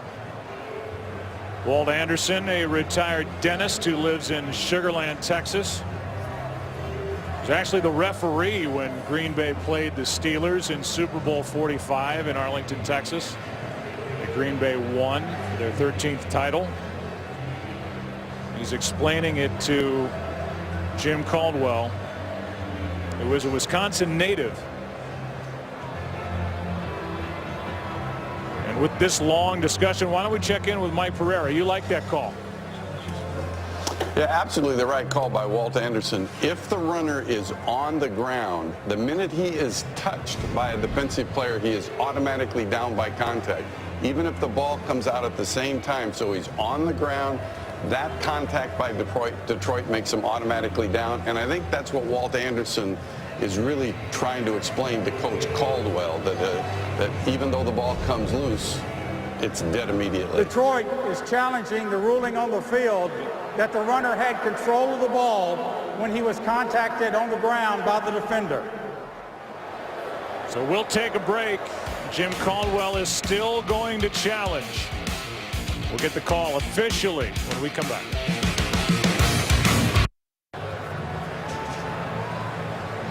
Here comes a call from Walt Anderson.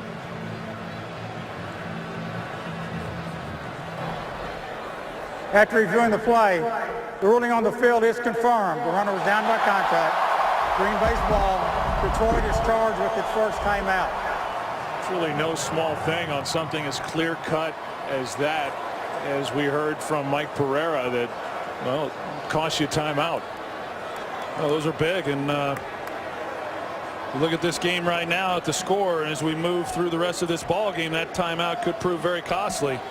A lot of talking going on between the official and then Jim Caldwell. He decided to stick with it and challenge the call, and I'm not sure what exactly he thought he might have seen or what he was told from upstairs.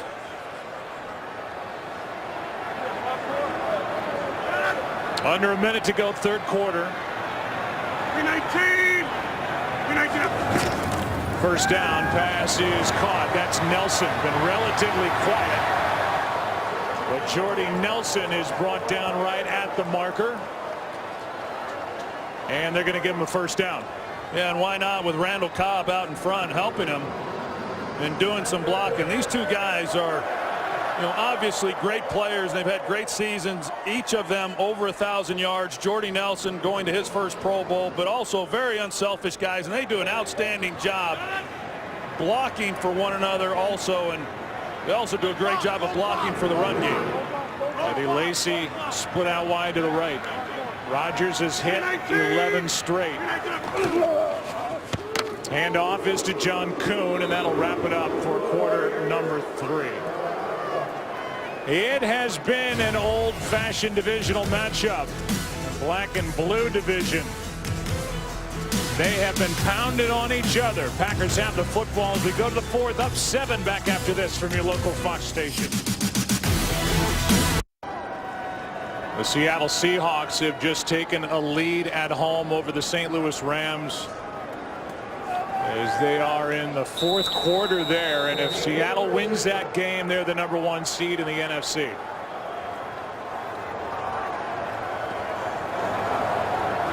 Here it's 2nd down and 8 as we start the 4th quarter. The winner clinches the North in the NFC. Here's Lacy left side.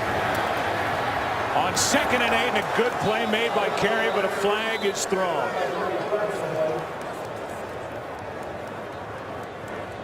It's a hold against Green Bay. Holding number 69, offense, 10-yard penalty, still 2nd down. And with that, we'll check in with Kurt Menefee. The game, no fine for that celebration for Marshawn Lynch. Well, that game, of course, within the division, it's probably a little tighter than what Seattle anticipated, but a lot at stake there for the Seattle Seahawks to win that game. To fight back to be the #1 seed the way the season began. This pass is incomplete.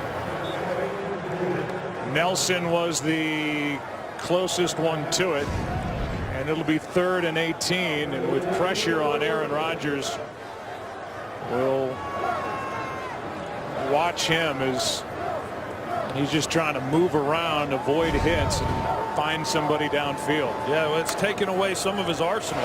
Right there, normally you would see him escape the pocket, and these guys are so good, the receivers, that is, when he gets outside the pocket, of knowing the landmarks on how to get down the field and still create some big plays. But Aaron Rodgers is being very smart with that in the pocket.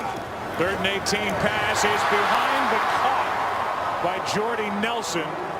They're going to mark him inside the 35 at the 34. It's short of a first down, but this could be a spot where Mike McCarthy will go for it instead of a 52-yard try. And as I say that, here comes Mason Crosby, 4 for 6 this season on field goal attempts of more than 50 yards. Well, we'll see what Mason Crosby's able to do. Watched him in practice a little bit yesterday and missed a few of those, was missing a few of these in warm-ups again this afternoon.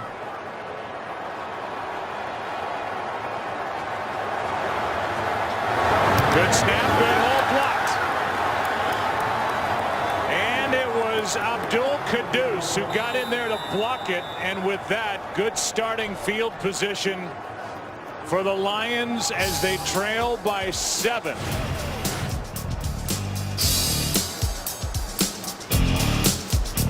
Abdul Kudus got it.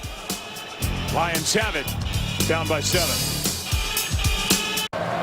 The Lions have been thrilling in the 4th quarter this season. Abdul Kudus with a block on the field goal try by Crosby, down by 7.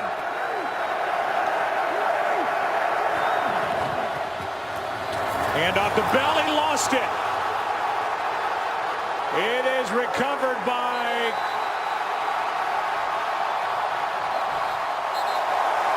no signal yet. Burnett's got it. He's back near the 20. The officials are still talking to each other. On the field, there's a fumble recovered by the defense. First down, Green Bay. Packers have it. Joe, I don't think Joyce Bell ever got the handoff. I'm not sure exactly what happened on the exchange, but it didn't look like he ever actually had possession of the ball. Sure didn't. Looked like Matthew Stafford put it in his pocket, and maybe Joyce Bell was trying to look at the defense and wasn't paying enough attention to securing the football. But this is just basic fundamentals, and a costly mistake. After the defense is able to hold, not give up any points, they give the ball right back to Green Bay. There's a recovery by Burnett. And now each side has turned it over once. And for this Lions team, as Bell and Stafford talk about it, with 5 late comeback wins, including last week at Chicago, thoughts of that here in Green Bay take a bit of a hit because of this. It sure looked. We saw Stafford and Bell talking on the sidelines. Bell indicating he didn't get it firmly seated into his belly, but it sure looked like a good handoff to me. Just carelessness on Bell's part of securing the handoff. So now the Packers take over at the 42.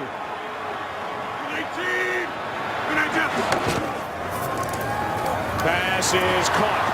That's the tight end, Rodgers. And Richard Rodgers is down at the 36, a gain of 6.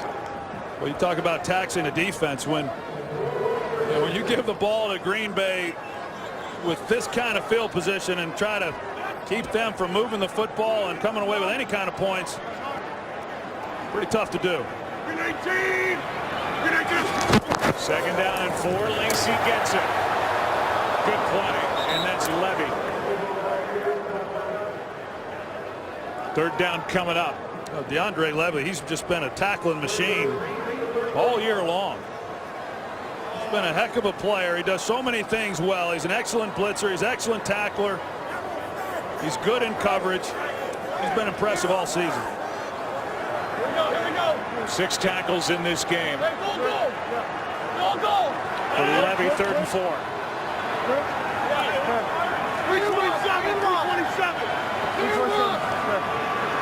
319. Pass is caught. What a catch by Rodgers.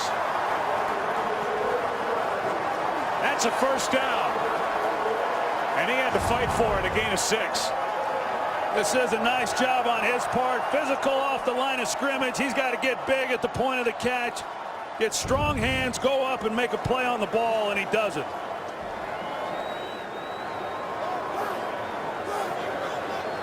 Four catches, 37 yards for Rodgers. Hey, round press. And Well, they got one-on-one across the board if he wants to take anything down the field. Ready? That's tipped. And it was Whitehead who got his hand on it. Pass intended for Cobb.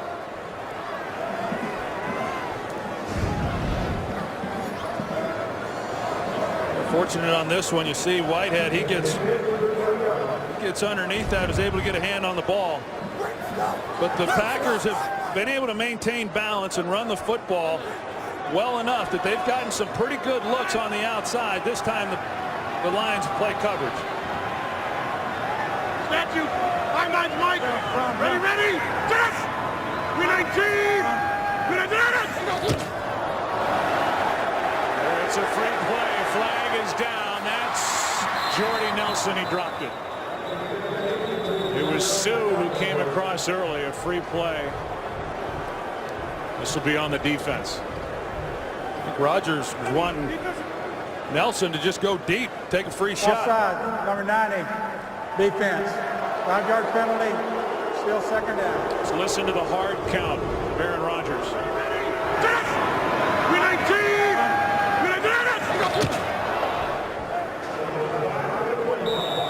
So there's Jordy Nelson on the outside, and he just hooked up. When you saw Aaron Rodgers at the end of that play, he was pointing, saying, go deep. We had a free shot, and you have nothing to lose, and that's what he was hoping for. But nobody was going deep on that play. 6 man. What? 6 man. What is it? Man, 319. 2nd and 5. Quick throw, Nelson. First down, spin move. Down near the 10. Jordy Nelson and Randall Cobb, the third pair of teammates to have over 1,200 receiving yards each, 10 or more touchdowns receiving each.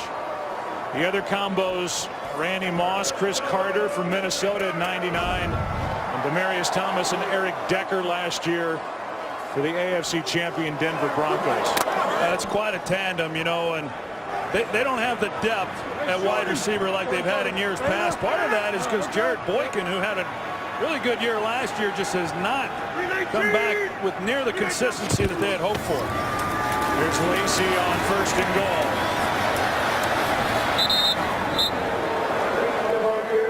Levy made the stop. 2nd and goal. The ball at the 10. Mike McCarthy, as you take a look at that call sheet, all those colors mean something different, and a lot of plays to be able to pull from. But I've said it many times, I think he does a great job. He does a good job getting his team prepared. He's excellent with quarterbacks, but I think he's one of the more underrated play callers in this league. You know, when people start talking about the great play callers, you don't hear his name mentioned often, but it should be. He's outstanding.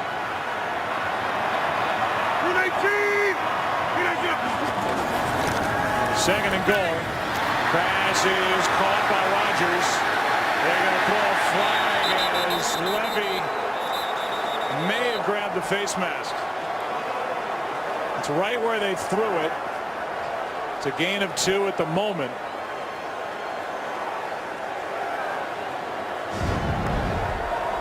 Personal foul, face mask number 54, defense.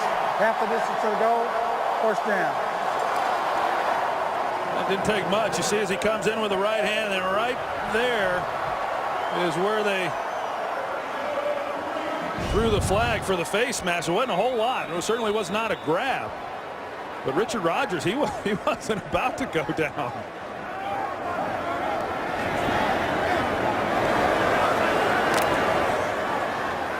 Okay, they get one of these tight ends going, Joe, and you combine them with Jordy Nelson and Randall Cobb. I don't know how anybody's going to stop this group. And Eddie Lacy running it, catching passes out of the backfield. Lacy is going to be marked short of the end zone. 2nd and goal. Eddie Lacy, who has 12 total touchdowns since the 1st of October. That's the most in the league. Being close. How about Rodgers trying to fight his way in? No signal yet. Touchdown.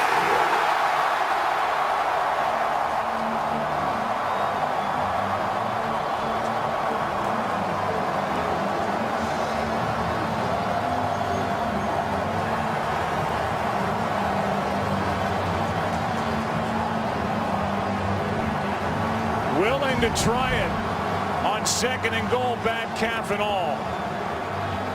And he had to push off that left leg to get in. Well, they'll take a look at that. It was close. You know, that right knee, Joe, looked like it came close to touching the ground before he crossed. I don't think that it did, but Aaron Rodgers, one of the game's great competitors, coming in, bad calf, finishes off this drive, and it looked to me like he kept himself up. And then after that, it's anybody's guess. Review. They're going to look at it. Aaron Rodgers, is he the MVP? He's playing like it, and he has for a long time for the Packers, and they're smiling on that sideline. We'll get the call here from Walt. After reviewing the play, the ruling on the field stands. Touchdown. I'm going to go out on a limb here and say that Aaron Rodgers did that on his own. I would find it hard to believe that Mike McCarthy, with the bad calf of Rodgers, would call that from the sideline. And Aaron Rodgers just said, I'll do it myself. And he carries it in for his 2nd rushing touchdown of the season. That was a great job of finishing off this drive and coming away with the touchdown off the mistake by Joique Bell when he put the ball on the ground. Putting together an MVP performance. He's already won it once, maybe here in 2014.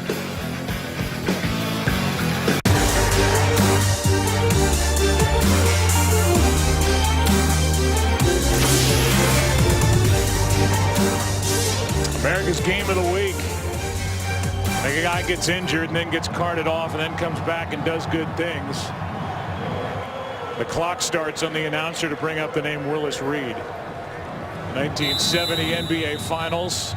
Coming back in Game 7 with the thigh injury. Missed Game 6. Didn't warm up and out he came. Did his thing for the victorious Knicks. Maybe not to that level here today, but Aaron Rodgers carted off the field. Got his team up 14 again. As a return by Jeremy Ross takes it out to the 25, and this would make Bart Starr smile. Same end zone where Bart took it in to win the Ice Bowl. Aaron Rodgers, bad calf and all, forced his way in for the 14-point lead. Yeah, and I thought I saw him almost do a discount double check move at the end of that touchdown. Put the belt on. Yeah, put the belt on. It was mild. It was mild. Is he the MVP in your mind? He is. He sure is. There's a lot of candidates, but he's been outstanding. He'd get my vote. From the 25, first down for the team down 14. Stafford's got his man. Pass caught. That's Ross. And a good sharp throw from Matthew Stafford out to the 45, gain of 20. I'll tell you what, Joe, this is when the fun kind of starts for these Detroit Lions and the Lions fans. Here they are down 2 scores and a little over 8 minutes left to play. Don't count them out. We've seen this a lot of times this season and over the years with Matthew Stafford. Stafford's got a lot of room to run. And he's going to slide inside the 40.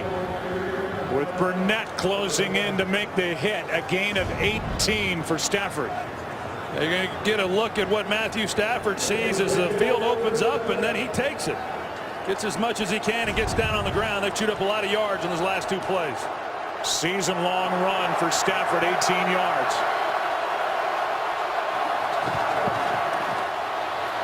Pass is incomplete for Riddick. Covered by Barrington. 5 second-half comeback wins. It includes the Chicago game, the Minnesota game, Miami, Atlanta, New Orleans. Well, the one I saw was in London against the Atlanta Falcons, and they were down 21 points, and how they came back and won that game is beyond me. I was there and watched it. But like I said, there's still a lot of time left, and there's some guys that can get down the field to Stafford and get the ball too.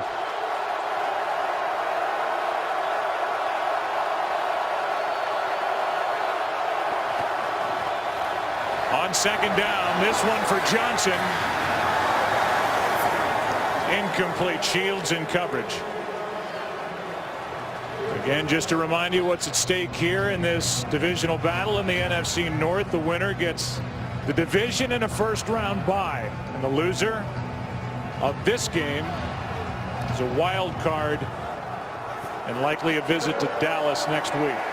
Yeah, against the Dallas team that is playing their best football of the year. In December, historically, has not been a good month, but they have played outstanding the last 4 weeks of the season. Third down and 10.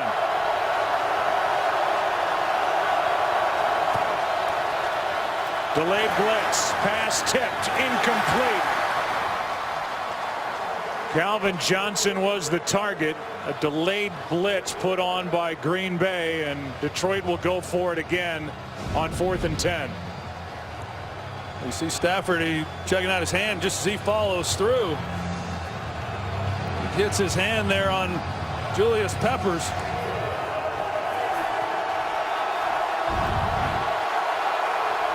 Fourth down and 10.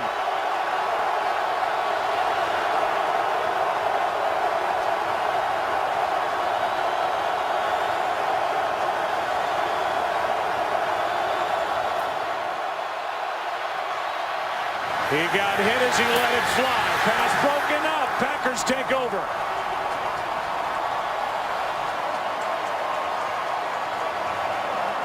And with this banged up offensive line for Detroit, the protection broke down. Yeah, Larry Warford, he got hurt earlier in the game, right guard Garrett Reynolds, and he gets pushed back then into the lap of Matthew Stafford. That's what disrupts the throw, hits his arm. They had one-on-one on the outside. Peppers once again. But they had the look, man-to-man across the board with a chance to drive the ball down the field, but Stafford just didn't get enough protection. One of the best general managers in the game is Ted Thompson. He kind of went against his own grain when he signed Julius Peppers. He's 34 years old, an 8-time Pro Bowler. What a difference he's made. A couple of sacks last week. He had gone through a drought. People thought, well, is he just tiring out because he's an older guy? But he has given offenses somebody other than Matthews to worry about. It's a nice addition. Here's Lacy to the 40.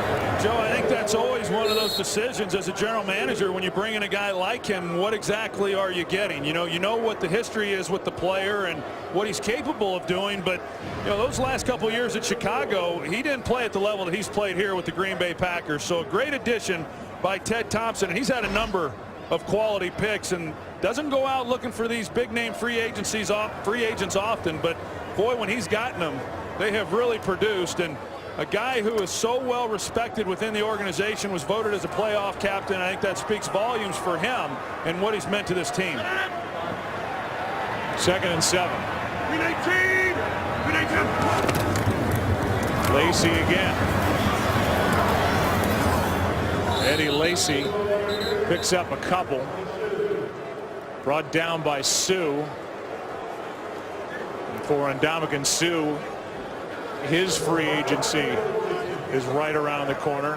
Whenever the run is over for the Detroit Lions, and he will cash in somewhere, whether it's with the team that drafted him 2nd overall or somewhere else. Oh, he's going to hit the jackpot somewhere, and a lot of Lions fans are hoping that he's going to remain in Detroit. You just don't find guys with that size and that power with the kind of quickness that he has off the ball. It's a rare combination. He's had a great season. 3rd down and 5 now. Rodgers fires. He's got Nelson. 1st down inside Lion territory. And Rodgers is down again. Let's take a look. The leg. And there he is on the left ankle, the inside part, and you can see Aaron Rodgers shove Ndamukong Suh, and he is hot on a cold day in Green Bay. We'll take a timeout.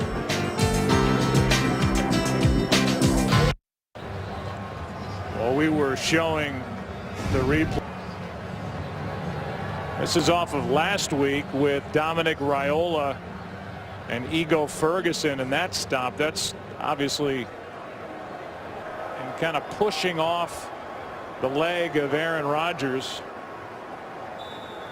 And that's what Aaron Rodgers was talking about with Walt Anderson. Well, hey, Sue didn't indicate like he was in any hurry to, when you step on something on the field, you're stepping on somebody's leg and you get off. There was no indication that he was in any hurry.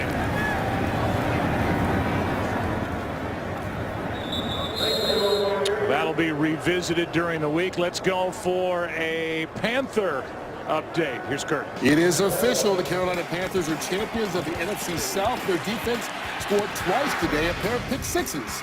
Trey Boston with the 84-yard score. Carolina wins the South 34-3 over Atlanta today. They go into the playoffs 7-8-1, but winners of 4 in a row. Joe and Troy. Yeah, so they go in hot, but they're under 500. Second time that a division winner was into the playoffs under 500, joining the Seahawks of 2010 in a non-strike shortened season. They do go in on a roll, and Cam Newton coming back off the fractures in his back. He and that team have been impressive the last 2 weeks. Loss of 1 by Eddie Lacy. Suh made the stop. Well, Ndamukong Suh, the guy who's been fined 8 times, was suspended 2 games in 2011 on that Happy Thanksgiving stomp on Evan Dietrich Smith in Detroit. He has not been fined, no issues so far in 2014.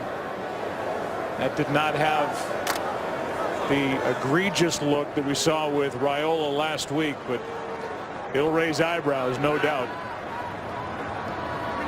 Stepping on the left leg of Aaron Rodgers. Not once, but twice. 3rd down and 8. Casey brought down by Levy, who just continues to play great. It's 4th down.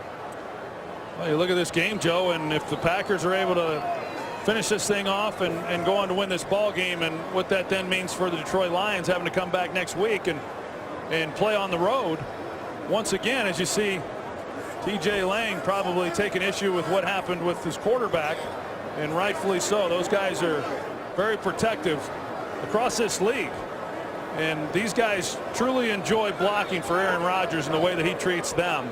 TJ Lang letting Ndamukong Suh know about it. But what happens to the Detroit Lions then next week? I mean, we showed it coming into this game. Matthew Stafford 0-15, 0-16. If they lose this game against teams with a winning record on the road, they have to go on the road and bounce back after a disappointing loss and try to find a way to win a playoff game.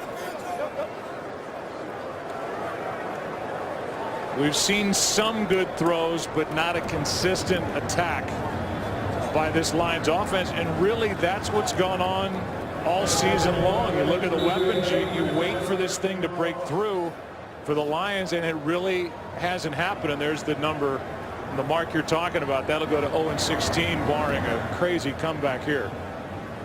Winning teams on the road in his career, and he and the Lions, it looks like, as a shank is hit by Mastay. The flag is down. Have to go on the road and play at Dallas. 24-yard punt. Mastay doesn't get any work. 5 straight games without a punt in the first half here at home. During the kick, holding number 39 receiving team, half the distance to the goal from the end of the kick. First down. It's Cisse out on the edge, and the second punt ends up effective off the foot of Mastay because of the penalty. Week 17 continues tonight at 8:30 Eastern. The Bengals taking on the Steelers, and the winner wins the AFC North.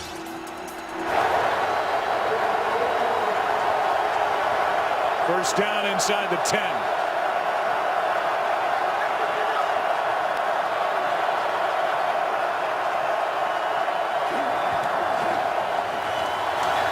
Stafford's in trouble and just gets rid of it. They're looking for a receiver in the area. Was he in the pocket? If so, grounding in the end zone would be a safety. Mike Neal with the pressure, and this is a safety. Intentional grounding. Number 9 of the offense was still in the pocket, threw the ball in an area where there was no eligible player. Because the pass was thrown from the end zone, it results in a safety. I don't know. I agree with that one, Joe. He was in the pocket, but there was a receiver out along the sideline to his right where he goes with the football. You know, he's certainly under pressure. He's unloading it. We know that. But there are 2 guys over in that area, and I don't agree with that call at all. Well, Walt Anderson threw the flag. After conferring with the other officials, the receiver's not close enough to where that ball came down. He was still in the pocket, so he had to get it near enough to a receiver to avoid the flag, and in the judgment of Walt Anderson, that did not qualify. You take a look at the all-22 from above and see exactly what Matthew Stafford was doing, and he gets the ball clearly past the line of scrimmage, but I think with the heck, I don't know. Come back. I don't think it should have been back to me. A safety. I don't think it much matters in the outcome of this game, but you know, when you talked a moment ago, Joe, about what the Lions have done and missing some plays, but look, if you're going to come in here to Lambeau and you're going to beat the Packers with a team that's played as well as they have on the road, you've got to be almost perfect, and you can't have a punt return for a touchdown. You can't put the ball on the ground. You can't kick the ball out of bounds, and they've done all those things, and you're not going to win. You're not going to win here at Lambeau, and you're not going to win in the playoffs if you don't clean up some of those things. Here's like an onside punt. Ball was hit straight up into the air, and and it turns into a rugby scrum for the football. It was recovered by Vaughn, and it will belong to Detroit. I don't know that I've seen that with kind of a pop-up punt. It was in a great spot. The official said it belonged to Detroit.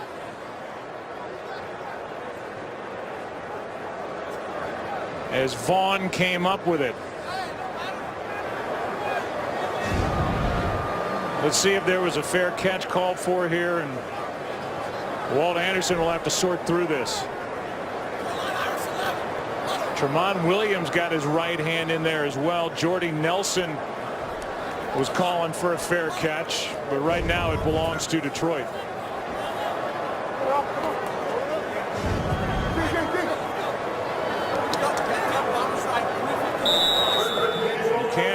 Randall Cobb called for a fair catch, which you can do.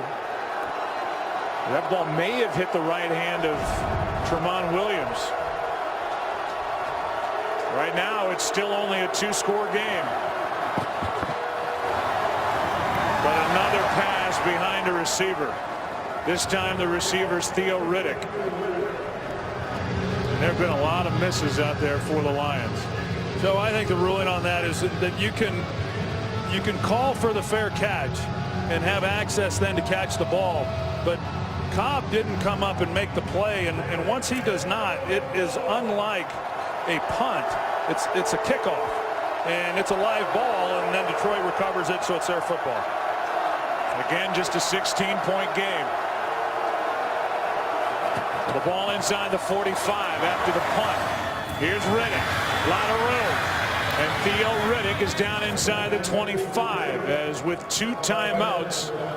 The clock winds down toward the 2-minute warning. A 22-yard catch and run by Riddick. I'm a little surprised that Detroit hasn't gotten Riddick a little bit more involved, and he's so good out of the backfield at catching the football. Stafford steps up.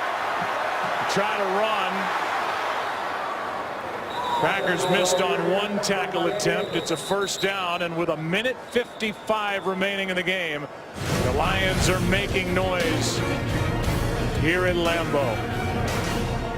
We've seen a lot from number 12, including some light moments. The power of the beard tug. It's worked for Rodgers and the Pack so far.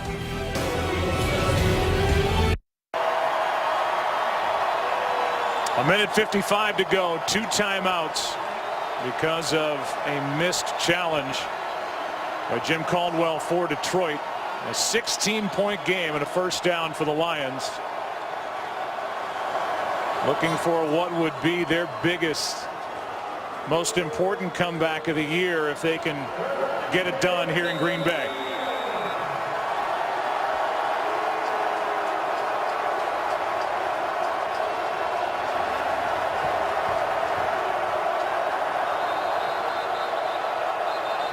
A new audience joins us before a first down play by the Lions, down by 16.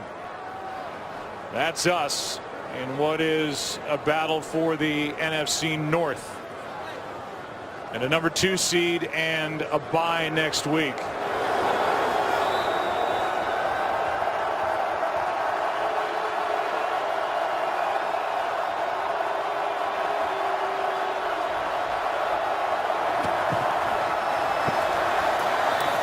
Out in the flat, it's Riddick. Knocked out of bounds with a minute 50 to go. And a gain of 7. We recap for those who have joined us on a touchdown pass. Aaron Rodgers re-aggravated the strained left calf. A couple of touchdown throws in this game for Calvin Johnson. Then, surprisingly, Rodgers comes back out. Bad calf and all. Threw a touchdown to Randall Cobb and then ran for one. An intentional grounding on Stafford moments ago in the end zone led to a safety in a 16-point game. Stafford pass is caught for the touchdown. It's Riddick. And the Lions are alive here at Lambeau. But what has to follow is a 2-point conversion. You're going to see Theo Riddick. He's in the backfield, and he's going to run the option route. Gets across the goal line, turns around, presents his numbers to Stafford, and they put the ball on him for the touchdown. And now this is huge right here as to whether or not they're going to continue to put pressure on this Green Bay team and come away with the 2-point conversion. 1 for 2 this year on 2-point tries are the Lions.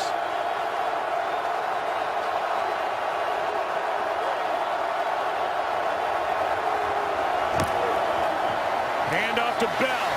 Bell got it. And it's an 8-point game with 1:45 to go.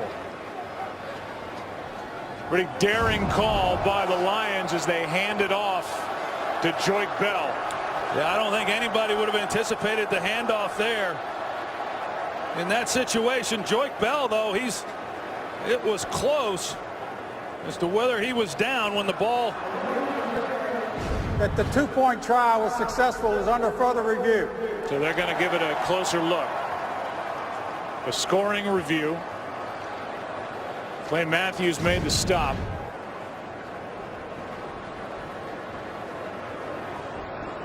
And it depends on if the ball broke the plane before the backside of Joique Bell hit the grass. Yeah, from that last angle, it looked like he was good, or there at least wasn't enough there to overturn it. I think this is going to hold up, Joe, and now we'll check about the onside kick. Well, we just saw basically an onside free kick, although it won't go down as that, on a ball that was popped up off the foot of Sam Martin. A live ball. And it was recovered by Cassius Vaughn, and the Lions took advantage of it. Now have made it an 8-point game. Before the call, we will bring you inside our booth. I'm Joe, that's Troy, and you know, through all this noise, Aaron Rodgers' quarterback rating in this game, bad calf and all, is under 140, just under 140. I mean, there's such a gap between Aaron Rodgers and the other quarterbacks we see in this division. He's been phenomenal. He's been phenomenal all year long. He's been outstanding playing injured today. After reviewing the play, the runner was contacted and was short of the goal line, with the ball short of the goal line. The try was no good. So they'll take it off the board. This is a 10-point game, and this now is just 1:45 away from being official that the Green Bay Packers have won the North for the 4th straight year. And it continues, Troy, for the Detroit Lions, who haven't won against the Packers on the Packers' home turf since 1991. Yeah, they had a lot of things working in their favor coming into this game. As I said, you know, they had their guys healthy. You know, probably as healthy at the wide receiver and skill position as they've been all season long. They came in with a good defense, great defense. They haven't had that when they've traveled here in years past, certainly with Matthew Stafford as their quarterback. And then they've got a banged-up Green Bay Packer quarterback in Aaron Rodgers. But just too many mistakes by the Detroit Lions. But give the Packers credit. They've been great here at home. And the way that they ran the ball against this #1 run defense was outstanding. The offensive line was really good, and really from the opening play of the game, they came out the first possession, committed to running the football. McCarthy was confident that they would be able to do that, and boy, did he prove them right. Onside kick try. That ball is live. Lions had a shot at it, but the Packers have it.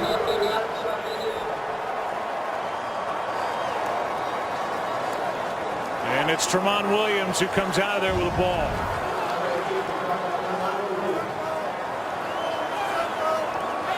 Burnett couldn't make the play, but Tramon Williams did. Yeah, they got their hands team in. Morgan Burnett, the safety, got the good bounce. You know, one that you expect to be able to handle. With Tramon Williams able to get on top of it. The Packers, by the way, just to further your point, 147 rush yards against the Lions. That's a season high. So they made the statement early. Obviously, they were trying to protect Aaron Rodgers a little bit early. They proved they could run the ball, and a little different formula for Mike McCarthy, but it's good enough for right now a 10-point lead and another divisional title. Well, it's huge for Green Bay to get a home playoff game, to get a first-round bye, and especially big now that Aaron Rodgers will have some time to get healed up as he can get here in the next 2 weeks.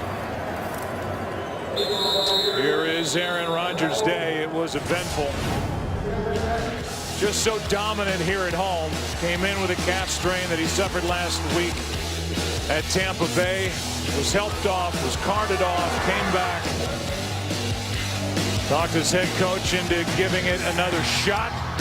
Not only throwing a touchdown pass second to Cobb today, but then plowing ahead on 2nd and goal from just outside the 1 for a touchdown carry, and there's his day. And the quarterback rating with all the noise, 139.6. Well, it's consistency, and he brings that, you know, pretty much each and every week. I know he was as upset with himself in that Buffalo game. That was not his type of performance, but you know, we talk a lot about the great head coaching quarterback combinations, you know, over the history of this league and certainly in the game today. And the first one that comes to mind is Bill Belichick and Tom Brady, and rightfully so, all that they've accomplished. But this tandem of Mike McCarthy and Aaron Rodgers has been awfully good. It's 2nd down and 8. 319! 319 up! Here's Lacy.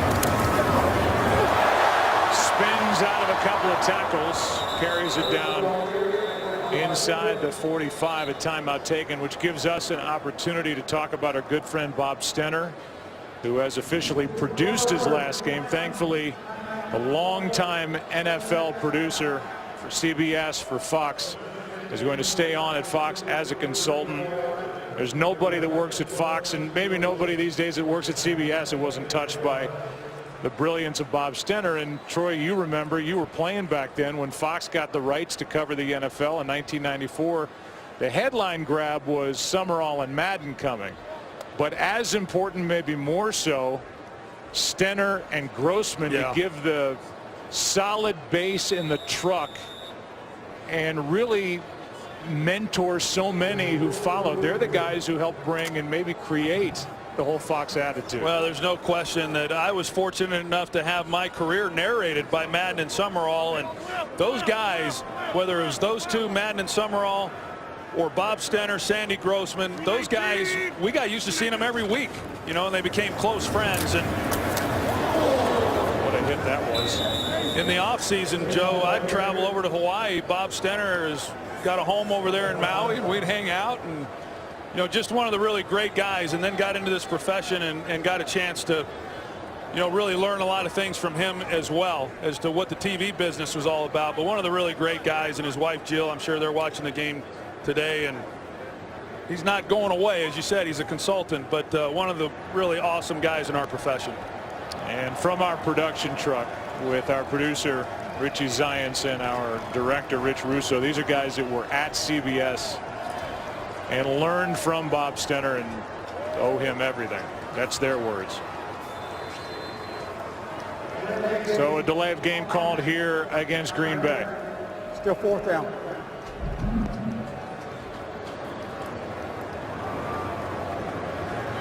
Stenner, by the way, is like the James Bond of TV sports producers. Good-looking guy, sleek. He's ageless. He is ageless. It's kind of annoying, actually. It's that good living over there. Yeah, life's good on the island. Wild card matchup next week. We know what the matchups will be in the NFC, and that's Detroit at Dallas, Arizona at Carolina. That's into the end zone. The Lions will have it at the 20. Assuming a win by Green Bay, we're going to crawl out on that limb, very stable limb.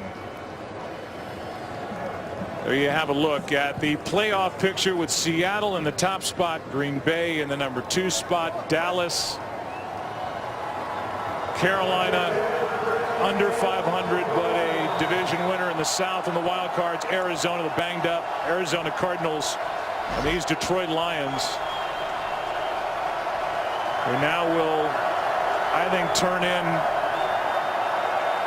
a 3rd game in a row where offensively they have been less than stellar. And the day may end with that. Daniels with a sack. Stafford goes down. And this offense has got a lot of regrouping to do before they go to Dallas next weekend. Well, they sure do. They've got to get some guys healthy and put this one behind them as best they can. But we talked about it, Joe. They've got to find a way to play better on the road against good teams, and they're facing one of the hottest teams in all of football next week in Dallas. This will do it. One-handed catch. Riddick out of bounds. He goes, and that does it. It is a division win and another championship, 4th in a row for that man, Mike McCarthy, and the Green Bay Packers. McCarthy now 8-1 in his career in Week 17, 5-0 at home when the season concludes at Lambeau.